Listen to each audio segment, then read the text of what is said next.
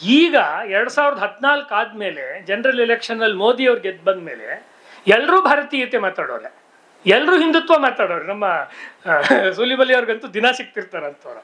ನಾನು ಅವ್ರಿಗೆ 4th year OTC ಅಂತ ಕರಿತೀನಿ. ನಾನೇ ಕಾಯಿನ್ ಮಾಡಿರೋ ಪದ. 4ನೇ ವರ್ಷದ OTC ಅವರು ತುಂಬ ಬಂದು, ನಾನು ಬಾಲ್ಯದಿಂದ RSS ಅಲ್ಲಿದ್ದೆ, ಬಾಲ್ಯದಿಂದ ಚಡ್ಡಿ ಹಾಕೊಳ್ತಿದ್ದೆ, ಭಗವಧ್ವಜ ಹುಟ್ಟಿದ್ದೆ ನಮ್ಮ ಮನೇಲಿ, ಬೇಕಷ್ಟು ಕತೆ ಹೇಳ್ತಾರೆ. ಅದೆಲ್ಲ ನಮ್ಮ GR ಜಗದೀಶ್ ಇದ್ದಾರೆ ಹೇಳಿ, ವಿದ್ಯಾರ್ಥಿ ಪರಿಷತ್ತನ್ನು ಕಟ್ಟಿ ಬೆಳೆಸಿದಂಥ ಮನೀರಲ್ಲೊಬ್ರು. ಅವರೆಲ್ಲ ಅದು ಮಾಡ್ತಿದ್ದಾಗ ಜನ ಇರಲಿಲ್ಲ. ವಿರೋಧದ ನಡುವೆ ಸತ್ಯವನ್ನು ಹೇಳುವುದು ಕಷ್ಟ. ಸ್ವಾಗತ ಬಂದಾಗ ಸತ್ಯ ಹೇಳೋದಕ್ಕೆ ಸಂತೆ ಎಷ್ಟು ಜನ ಬರ್ತಾರೆ. ಮುಂಚೆ ಹೆಣ ಹೊರಕ್ಕೆ 4 ಜನ ಸಿಗಲ್ಲ. ಇದು ಹೆಂಗೆ ಜನಸಂಘ RSS ಆ ಕಾಲದಲ್ಲಿ, ಆ ಕಾಲದ ಜನಸಂಘ, ಇವತ್ತಿನ BJP ಅಲ್ಲ, ಅದರ ಆರಂಭದ ದಿನಗಳಲ್ಲಿ ಜನ ಏನು ಕಷ್ಟಪಟ್ಟರು. ಹಿಂದೂ ಮಹಾಸಭಾ, ಆರ್ಯ ಸಮಾಜ, ರಾಮಕೃಷ್ಣಾಶ್ರಮ ಇಲ್ಲಿ ಎಷ್ಟು ಕಷ್ಟಪಟ್ಟಿದ್ದಾರೆ ಅದನ್ನು ಸ್ಥಾಪನೆ ಮಾಡಬೇಕಾದ್ರೆ ಬೆಂಗಳೂರಿನಲ್ಲಿ. ಅದರ ಆರಂಭದ ದಿನ ಇದೆಯಲ್ಲ, ಅದು ತುಂಬ ಕಷ್ಟದ ದಿನ ಇರುತ್ತೆ. ಇವರು ಒಟ್ಟು ಸಾಹಿತ್ಯ ಇದುವರೆಗೂ ಇಬ್ಬರು ಮಹನೀಯರು ಮಾತನಾಡಿದ್ದನ್ನ ಸ್ವಲ್ಪ ಅಲ್ಲಿಂದ ತಗೊಂಡು ನಾನು ಮುಂದಕ್ಕೆ ಹೋಗೋದಾದ್ರೆ, ಆರಂಭದ ದಿನಗಳಲ್ಲಿ ತಿನ್ನಕ್ಕೆ ಊಟ ಇಲ್ಲ, ಬೇಯಿಸಕ್ಕೆ ಪದಾರ್ಥ ಇಲ್ಲ, ಪಾತ್ರ ಇಲ್ಲ, ಅಡಿಗೆ ಇಲ್ಲ. ಆ ಸಮಯದಲ್ಲಿ ಒಬ್ಳು ಗೃಹಿಣಿ ಹೆಂಗೆ ಅಡಿಗೆ ಮಾಡಬೇಕು ಅಂತ ಯೋಚನೆ ಮಾಡ್ತಾರೆ.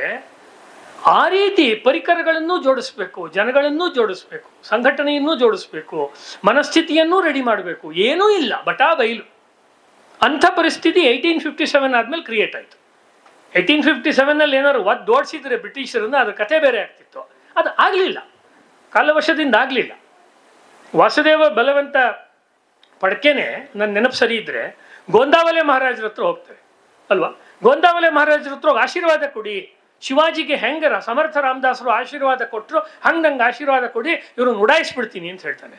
ಕಾಲ ಬಂದಿಲ್ಲ ಅಂತಾರೆ ಗೋಂದಾವಲೆ ಮಹಾರಾಜರು. ಕಾಲ ಬಂದಾಗ ಕಾದರೆ ಗಾಂಧಿವಾದಿ ಆಗ್ತೀರ, ಕಾಲ ಬರಕ್ಕಿಂತ ಮುಂಚೆ ಬೆಂದೂಕ ಎತ್ತಿದ್ರೆ ಕ್ರಾಂತಿಕಾರಿ ಆಗ್ತೀರ. ಕಾಲದ ದಾಸರು ಗಾಂಧಿವಾದಿಗಳು, ಕಾಲಕ್ಕೆ ತಕ್ಕಂತೆ ಕುಣಿದ್ರು ಅವರು. ಆಕ್ಚುಲಿ ಕಾಲವನ್ನು ಕುಣಿಸಿದ್ರಲ್ವಾ, ಅವರು ಮಹಾಕಾಲನ ಸಂತಾನ, ಅವರು ಭೈರವನ ಸಂತಾನ, ಅವರು ಮಹಾಕಾಳಿಯ ಸಂತಾನ, ದುರ್ಗೆಯ ಸಂತಾನ. ನಾನಳಿವೆ ನೀನಳಿವೆ ನಮ್ಮೆಲುವುಗಳ ಮೇಲೆ ಮೂಡುವುದು ನವಭಾರತದ ಲೀಲೆ. ನಡೆ ಮುಂದೆ ನುಗ್ಗಿ ನಡೆ ಮುಂದೆ. ಇರ್ತೀವೋ ಬಿಡ್ತೀವೋ, ಈ ರೀತಿ ತಮ್ಮ ರಕ್ತವನ್ನ ಚೆಲ್ಲಿದ್ರಲ್ವಾ. ಸೊ ಸಿಡಿಮದ್ದು ಮತ್ತು ನೇಣುಗಂಬ, ಇದು ಅವ್ರದ್ದೇ ಒಂದು ಪುಸ್ತಕ. ಸಿಡಿಮದ್ದು ಮತ್ತು ನೇಣುಗಂಬ, ಇದೇನೇ ಈ ಇಡೀ ಸೆಮಿನಾರ್ನ ಒಟ್ಟು ಥೀಮ್. ಏನು ನಾವೇನಾಗಬೇಕು ಅಂತಿಲ್ಲ. ಆಜಾದನ್ನ ಬುಕ್ಕಲ್ಲಿ ಕೇಳ್ತಾರೆ, ಭಾರತಕ್ಕೆ ಸ್ವಾತಂತ್ರ್ಯ ಬಂದ ಮೇಲೆ ಹೆಂಗಿರ್ಬೇಕು ದೇಶ ಅಂತ. ಅಯ್ಯೋ ಅದೆಲ್ಲ ನನಗೇನು ಗೊತ್ತು, ನಾನೇನು ವಿದ್ಯಾವಂತ ಅಲ್ಲ. ಯಾರೋ ದೊಡ್ಡವ್ರು ಬುದ್ಧಿವಂತರು ಬರ್ತಾರೆ, ಈ ದೇಶನ ಆಳ್ತಾರೆ. ಹೇಗೆ ಆಳ್ತಾ ಇದ್ದಾರೆ ಗೊತ್ತಲ್ಲ, ಸ್ವಲ್ಪ ಇಲ್ಲಿಂದ ಎಡಕ್ಕೆ ಹೋದ್ರೆ ಗೊತ್ತಾಗುತ್ತೆ. ಈ ರೀತಿ ಸ್ವಾತಂತ್ರ್ಯವನ್ನು ಅವ್ರು ಬಯಸಿರ್ಲಿಲ್ಲ. ನಾನು ಈ ಪುಸ್ತಕದಿಂದ ಹೇಳ್ತಾ ಇದ್ದೀನಿ. ಈ ಪುಸ್ತಕದ ನನಗೆ ಕೊಟ್ಟಿರೋದು ರುದ್ರಾಭಿಷೇಕ. ನನ್ನ ಪುಣ್ಯ ಅಂದರೆ ನಾನು ಬರೆದಿರೋ ಮುನ್ನುಡಿಯನ್ನು ಬಾಬು ಅವರು ಇದರಲ್ಲಿ ಬಳಸ್ಕೊಂಡಿದ್ದಾರೆ. ಇದರಲ್ಲಿ ಪುಸ್ತಕದಲ್ಲಿ ಪುಟ 723ರಲ್ಲಿ ಯುದ್ಧ ಮುಗಿದಿದೆ. ಅಂದರೆ ಜತೀನ್ ಮುಖರ್ಜಿ ಅವನು ಹುತಾತ್ಮನಾಗಿದ್ದಾನೆ. ಇನ್ನೂ ಕೆಲವ್ರನ್ನ ಹಿಡಿದಿದ್ದಾರೆ, ಆಪಾದಿತರನ್ನೆಲ್ಲ ಜೈಲುಗಳಿಗೆ ಅಟ್ಟಿದ್ದಾರೆ. ಅದರಲ್ಲಿ ಒಬ್ಬ ಬರ್ತಾನೆ. ಪುಸ್ತಕದ ಕೊನೆ ಚಾಪ್ಟ್ರಲ್ಲಿ ಬರುವಂಥದ್ದು 723ನೇ ಪೇಜಲ್ಲಿ ನಿರೇನ್ ಮತ್ತು ಮನೋರಂಜನ್ ಅವ್ರನ್ನ ನೇಣುಗಂಬಕ್ಕೆ ಹಾಕ್ತಾರೆ. ನೇಣುಗಂಬಕ್ಕೆ ಹಾಕಬೇಕಾದ್ರೆ ಕೊನೆಯದಾಗಿ ನೀವೇನಾದರೂ ಹೇಳೋದಾದರೆ ಹೇಳಿ ಅಂತ ಬ್ರಿಟಿಷರು ಕೇಳ್ತಾರೆ. ಅದೊಂದು ಸಜ್ಜನಿಕೆ ಅವ್ರದ್ದು. ಅಲಂಕಾರ ಶಿರಚ್ಛೇದ ನ್ಯಾಯ ಅಂತ ಹೇಳ್ತಾರೆ. ಅಂದರೆ ತಲೆ ಕಡಿಯೋಕ್ಕೆ ಮುಂಚೆ ಒಂದು ಸ್ವಲ್ಪ ಹೊಗಳಿ ಚುಮುಕ್ಸಿ. ಇತ್ತೀಚೆಗೆ ಒಂದು ಸಿನಿಮಾ ಬಂದಿದೆ ಟಗರು ಪಲ್ಯ ಅಂತ, ಅದರದ್ದು ಅದೇ ಕತೆ. ತಲೆ ಹಿಂಗೆ ಅಲ್ಲಾಡಿಸ್ಬೇಕು, ಒದರಬೇಕು ಅಂತ. ಅವಾಗ ಅವನು ಏನು ಹೇಳ್ತಾನೆ, ಕೊನೆ ಮಾತು ಅವರಿಬ್ಬರು ಹೇಳೋ ಅಂಥದ್ದು, down with British Raj in India ಒಂದೇ ಮಾತರಂ ಅಂತ ಹೇಳ್ತಾರೆ ಅವ್ರು ಬೇರೆ ಏನೂ ಕೇಳಲ್ಲ. ಅದನ್ನು ಹೇಳಿದ್ಮೇಲೆ ಈ ಜ್ಯೋತಿಷ್ ಪಾಲ್ ಇದಾನಲ್ಲ, ಅವನನ್ನ ಜೀವಾವಧಿ ಶಿಕ್ಷೆಗೋಸ್ಕರ ಅಂಡಮಾನಿಗೆ ಕಳಿಸ್ತಾರೆ. ಅಂಡಮಾನಿಗೆ ಅನೇಕರು ಹೋದರು. ಇತ್ತೀಚೆಗೆ ಅದ್ರ ಮೇಲೆ ಒಂದು ಪುಸ್ತಕ ಬಂದಿದೆ, ಅಂಡಮಾನ್ನಲ್ಲಿ ಇದ್ದಂಥ ಕ್ರಾಂತಿಕಾರಿ ಮಹಾನುಭಾವರ ಬಗ್ಗೆ. ಅವಾಗ ಅವನಿಗೆ ಭಯಂಕರ ಚಿತ್ರಹಿಂಸೆಯನ್ನು ಕೊಡ್ತಾರೆ ಅಂಡಮಾನ್ನಲ್ಲಿ. ಇದು ಜತೀಂದ್ರನಾಥ್ ಮುಖರ್ಜಿಯ ಬಲಿದಾನ ಆಗ್ಬಿಟ್ಟಿದೆ. ಕೊನೆಯ ಪುಸ್ತಕ, ಕೊನೆ ಪುಟಗಳು. ಅವಾಗ ಅವನು ಹುಚ್ಚಿಡಿದು ಬಿಡುತ್ತೆ. ಚಿತ್ರಹಿಂಸೆ ತಡ್ಕೊಳಕ್ಕಾಗದೆ ಅವನಿಗೆ ಹುಚ್ಚಿಡಿಯುತ್ತೆ. ಅವನಿಗೆ ಅದೆಂತೆಂಥ ಚಿತ್ರಹಿಂಸೆಗಳು ಅಂತೆಲ್ಲ ಮಧ್ಯದಲ್ಲಿ ಬಂದಿದೆ. ಕೊನೆಗೆ ಅವನು ಕಂಡವ್ರನ್ನೆಲ್ಲ ಒಂದೇ ಪ್ರಶ್ನೆ ಕೇಳ್ತಾ ಇರ್ತಾನೆ. ಜ್ಯೋತಿಷ್ ಪಾಲ್ ಇವನ ಸಹಕಾರಿ ಜತೀನ್ ದಾಸನ ಜತಿನ್ ಮುಖರ್ಜಿಯ ಸಹಕಾರಿ. ಭಾರತಕ್ಕೆ ಸ್ವಾತಂತ್ರ್ಯ ಬಂತೆ ಅಂತ ಕೇಳ್ತಿರ್ತಾನೆ ಅವನು. ಕೇಳೋ ಪ್ರಶ್ನೆ ಇಲ್ಲ ಅಂದರೆ ಇನ್ನೂ ಬರಲೇ ಇಲ್ವಾ ಅಂತ ತನ್ನೊಳಗಡೆನೆ ಅವನು ಗೊಣಕೊಳ್ತಾ ಇರ್ತಾನೆ. ಸ್ವಲ್ಪ ಕಾಲದ ನಂತರ ಅದೂ ನಿಂತಿತು, ನೆನಪಿನ ಶಕ್ತಿ ಕ್ಷೀಣಿಸಿತು, ಕೊನೆಗೆ ನೆನಪೇ ಹೊರಟು ಹೋಯಿತು. ಆನಂತರ ಅವನನ್ನು ಅಂಡಮಾನಿನಿಂದ ಪಶ್ಚಿಮ ಬಂಗಾಳದ ಬರ್ಹಾಂಪುರ ಸೆರೆಮನೆಗೆ ಸಾಗಿಸಲಾಯಿತು. ಅಲ್ಲಿಯೇ ಅವನು ಈ ಲೋಕದ ಪರಿವೇ ಇಲ್ಲದೆ ಕೊನೆ ಉಸಿರೆಳೆದ. ಹಿಂಗೆ ಒಂದು ಕ್ಯಾರೆಕ್ಟರ್ನ ತಗೊಂಡ್ರೆ ಅದನ್ನ ಚಿಕ್ಕದ್ರಿಂದ ಹಿಡಿದು ಅದರ ಉಚ್ಛ್ರಾಯಕ್ಕೆ ತಗೊಂಡು ಹೋಗಿ ಅದರ ಅಂತಿಮ ಘಟ್ಟ ಅಂದ್ರೆ ಆ ಪಾತ್ರದ ಸೂರ್ಯಾಸ್ತ ಅಲ್ಲಿ ತನಕ ಬೆಳೆಸೋದಿದೆಯಲ್ಲ, ಇದು ಕಾದಂಬರಿ ಪ್ರಕಾರದಲ್ಲಿ E.M. ಫಾಸ್ಟರ್ ಅಂತ. ಈಗ ಅವರಿಬ್ಬರು ಸಾಹಿತ್ಯಿಕವಾಗಿ ಮಾತಾಡಿದ್ರಿಂದ ನಾನು ಸ್ವಲ್ಪ ಸಾಹಿತ್ಯಿಕವಾಗಿ ಮಾತಾಡಬೇಕು. ಯಾಕೆಂದ್ರೆ ನಾನು ಆ ಪ್ರವೃತ್ತಿ ಬಿಟ್ಬಿಟ್ಟಿದ್ದೀನಿ. ಈಗ ನಾನು ವಿಮರ್ಶೆ ರೀತಿ ಮಾತನಾಡೋದು ಬಿಟ್ಟಿದ್ದೀನಿ. ನನ್ನ ಈಗಿನ ಒಂದು ಕಾದಂಬರಿ ಬರೆಯೋ ರೂಪಕ್ಕೆ ಕಷ್ಟ, ಆ ಒಂದು ಆಟಿಟ್ಯೂಡಿಗೆ ಕಷ್ಟ. ಆದರೆ ಅದು ಒಂದು ನೆನಪಾಯಿತು, ಅದನ್ನು ಮುಂಚೆನೂ ಬರ್ದೀನಿ. ಅದೇನೆಂದರೆ E.M. ಫಾಸ್ಟರ್ ಅನ್ನೋನು ಒಳ್ಳೆ ನಾವೆಲಿಸ್ಟ್, ಅವನು ಲೇಖಕ. ಅವನು ಆಸ್ಪೆಕ್ಟ್ಸ್ ಆಫ್ ದಿ ನಾವೆಲ್ ಅಂತ ಒಂದು ಪುಸ್ತಕ ಬರೆದಿದ್ದಾನೆ. ಬಹಳ ಒಳ್ಳೆ ಚಂದದ ಪುಸ್ತಕ ಅದು, ಕಾದಂಬರಿಯ ಪ್ರಕಾರದ ಬಗ್ಗೆ. ಅದರೊಳಗಡೆ ಅವನು ಏನು ಹೇಳ್ತಾನೆ, ಎರಡು ರೀತಿ ಕಾದಂಬರಿಯಲ್ಲಿ ಒಂದೇ ಅಥವಾ ಯಾವುದೇ ಕಾದಂಬರಿಯಲ್ಲಿ ಎರಡು ರೀತಿ ಪಾತ್ರಗಳಿರ್ಬೋದು. ಒಂದು ರೌಂಡ್ ಕ್ಯಾರೆಕ್ಟರ್ಸು, ಇನ್ನೊಂದು ಫ್ಲ್ಯಾಟ್ ಕ್ಯಾರೆಕ್ಟರ್ಸ್ ಅಂತ. Round characters and flat characters ಅಂದರೆ ಚಪ್ಪಟೆ ಪಾತ್ರಗಳು. ಅಂದರೆ ಆ ಪಾತ್ರ ಪ್ರಾರಂಭದಲ್ಲಿ ಹೆಂಗಿರುತ್ತೋ ಪುಸ್ತಕ ಮುಗಿಯೋವಾಗಲೂ ಹಾಗೆ ಇರುತ್ತೆ, ಏನು ಬದಲಾಗಲ್ಲ. ಒಳ್ಳೆ ಕಲ್ಲು ಬಂಡೆ ಥರ ಇರುತ್ತೆ, ಅದು ಏನು ಬದಲಾಗಲ್ಲ. ಯಾರೋ ಒಬ್ಳು ಗೃಹಿಣಿ ತುಂಬ ಅವಳು ಪತಿವ್ರತ ಪರಾಯಣೆಯಾಗಿದ್ದಳು ಅಂತ ಮೊದಲನೇ ಪೇಜಲ್ಲಿದ್ದರೆ ಕೊನೆ ತನಕನೂ ಹಾಗೆ ಇರುತ್ತೆ. ಅದು ಬದಲಾಗಬೇಕು ಅಂತಲ್ಲ, ಅವಳ ಮನಸ್ಸಿನ ಏರಿಳಿತಗಳು, ಅವಳ ಜೀವನದ ಬೇರೆ ಬೇರೆ ಡೈಮೆನ್ಷನ್ಗಳು, ಕಷ್ಟ ಸುಖಗಳು ಏನೂ ಬರಲ್ಲ, ಭಾರಿ ಸುಮ್ಮನೆ ಮಾಮೂಲಿಯಾಗಿ ಹೊರಡುತ್ತೆ. ಇನ್ನೊಂದು ರೀತಿದು ರೌಂಡ್ ಕ್ಯಾರೆಕ್ಟರ್ಸ್, ದುಂಡಗಿನ ಪಾತ್ರಗಳು ಅಥವಾ ಗುಂಡನಿಯ ಪಾತ್ರಗಳು. ಗುಂಡನಿಯ ಪಾತ್ರಗಳು ಅಂದರೆ ಅವರವಾಗ ಉಲ್ಲೇಖ ಮಾಡಿದ್ರು, ಇಬ್ಬರು ಕೂಡ ಪಡಕೆಯ ಬಗ್ಗೆ ಮತ್ತು ಚಂದ್ರಶೇಖರ್ ಆಜಾದ್ ಇತ್ಯಾದಿಯನ್ನು ಉಲ್ಲೇಖ ಮಾಡುವಾಗ ಅವರ ಮುಖ್ಯವಾಗಿರೋ ಒಂದು ಸ್ಥಾಯಿ ವ್ಯಕ್ತಿತ್ವ ಒಂದಿರುತ್ತೆ, ಅದಲ್ಲದೆ ಇರುವಂಥ ಸಂಚಾರಿ ವ್ಯಕ್ತಿತ್ವ ಒಂದಿರುತ್ತೆ. ಕಾವ್ಯಮೀಮಾಂಸೆಯಲ್ಲಿ ನಾವು ಸ್ಥಾಯಿ ಭಾವ ಮತ್ತು ಸಂಚಾರಿ ಭಾವ ಅಂತ ಹೇಳ್ತೀವಿ.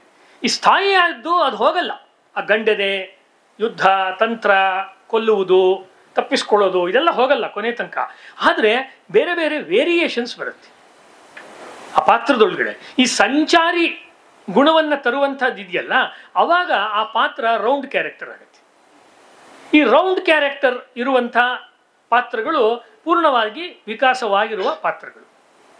ಈ ರೀತಿಯ ಪೂರ್ಣ ವಿಕಸಿತವಾದ ಪಾತ್ರಗಳನ್ನು ಅವರು ಅಜೇಯದಲ್ಲೂ ತರ್ತಾರೆ, ಪಡಕೆಯ ಜೀವನವನ್ನು ತೆಗೆದುಕೊಂಡು. ಆದರೆ ಅವಾಗಲೇ ಹೇಳಿದಂತೆ ಅಲ್ಲಿ ಹೆಚ್ಚು ಫೋಕಸ್ಸು ಪಡಕೆಯ ಮೇಲೆ ಮಾತ್ರ ಇರುತ್ತೆ. ಚಂದ್ರಶೇಖರ್ ಆಜಾದಿಗೆ ಬರೋ ಹೊತ್ತಿಗೆ ಫೋಕಸ್ಸು ಚಂದ್ರಶೇಖರ್ ಆಜಾದ್ ಮೇಲೂ ಇರುತ್ತೆ, ವಿಶ್ವನಾಥ್ ವೈಶಂಪಾಯನ್ ಮೇಲೂ ಇರುತ್ತೆ, ರಾಮ್ ಪ್ರಸಾದ್ ಬಿಸ್ಮಿಲನ್ ಮೇಲೂ ಇರುತ್ತೆ, ವೀರಭದ್ರ ತಿವಾರಿ ಅಂಥವನ್ನ ಪಟಿಂಗ ಅವನ ಮೇಲೂ ಇರುತ್ತೆ.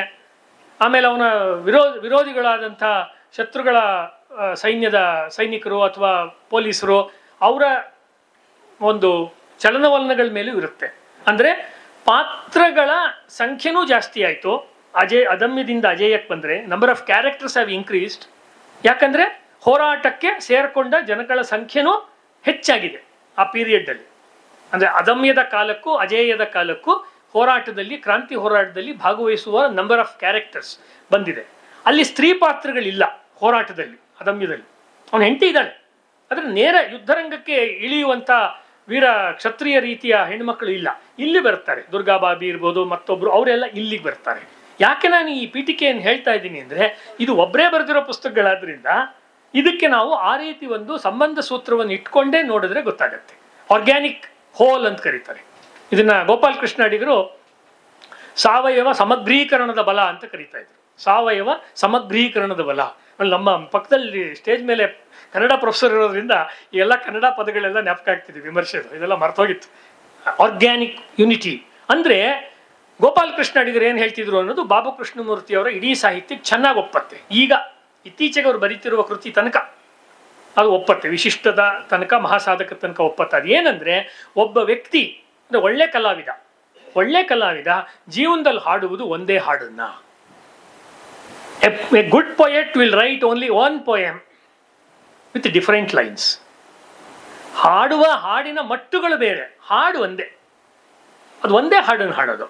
ಆದರೆ ಅದನ್ನು ಮಂಡಿಸುವ ರೀತಿ, ಜನಗಳ ಮುಂದೆ ಹೇಳುವಾಗ ಆ ಕ್ಷಾತ್ರ, ಆ ತ್ಯಾಗ, ಆ ಸಮರ್ಪಣೆ, ಆ ಹುಚ್ಚಾಟಗಳು, ಉಳಿದವರ ಸಾಮಾನ್ಯರ ಕಣ್ಣಿಗೆ ಕಾಣುವಂತೆ ಹುಚ್ಚಾಟಗಳು. ಒಂದು ಸರ್ಕಾರಿ ನೌಕರಿ ಯಾರು ಬಿಡ್ತಾರೆ? ಅವತ್ತಲ್ಲ, ಇವತ್ತು ಯಾರು ಬಿಡಲ್ಲ. ಸರ್ಕಾರಿ ನೌಕರಿಯನ್ನು ಬಿಡ್ತಾನೆ ಇವನು ಪಡಕೆ, ಆ ಬಂಕಿಂ ಚಂದ್ರ ಆ ಕೆಲಸ ಬಿಡ್ತಾರೆ ಅಲ್ವಾ? ಇವತ್ತಿನ ಲೆಕ್ಕಾಚಾರದಲ್ಲಿ ನೋಡಿದರೆ ಬುದ್ಧಿ ಇಲ್ಲ ಅವರಿಗೆ. ವೀರಭದ್ರ ತಿವಾರಿಗೆ ಹಂಗೆ ಕಾಣಿಸೋದು, ಯಶ್ಪಾಲ್ಗೆ ಹಂಗೆ ಕಾಣಿಸೋದು ಅವರೆಲ್ಲ. ಇದನ್ನು ತರ್ತಾರೆ. ಅಂದರೆ ಏನು ಹೇಳ್ತಾ ಇದ್ದೀನಿ, ಈ ಮೌಲ್ಯಗಳು ಅಂತ ಅವಾಗ ಹೇಳಿದ್ರಲ್ಲ ಸುಲಿಬಲಿ ಅವ್ರು ಮಾತಾಡ್ತಾ, ಆ ಮೌಲ್ಯಗಳನ್ನು ಕೇಂದ್ರವಾಗಿ ಇಟ್ಕೊಂಡು ಅದಕ್ಕೆ ಆಯಾ ಕಾಲದಲ್ಲಿ ಸಿಕ್ಕುವ ಪಾತ್ರಗಳನ್ನು ಜೋಡಿಸ್ತಾ ಹೋಗ್ತಾರೆ ಅಂತ ನನಗನ್ಸುತ್ತೆ.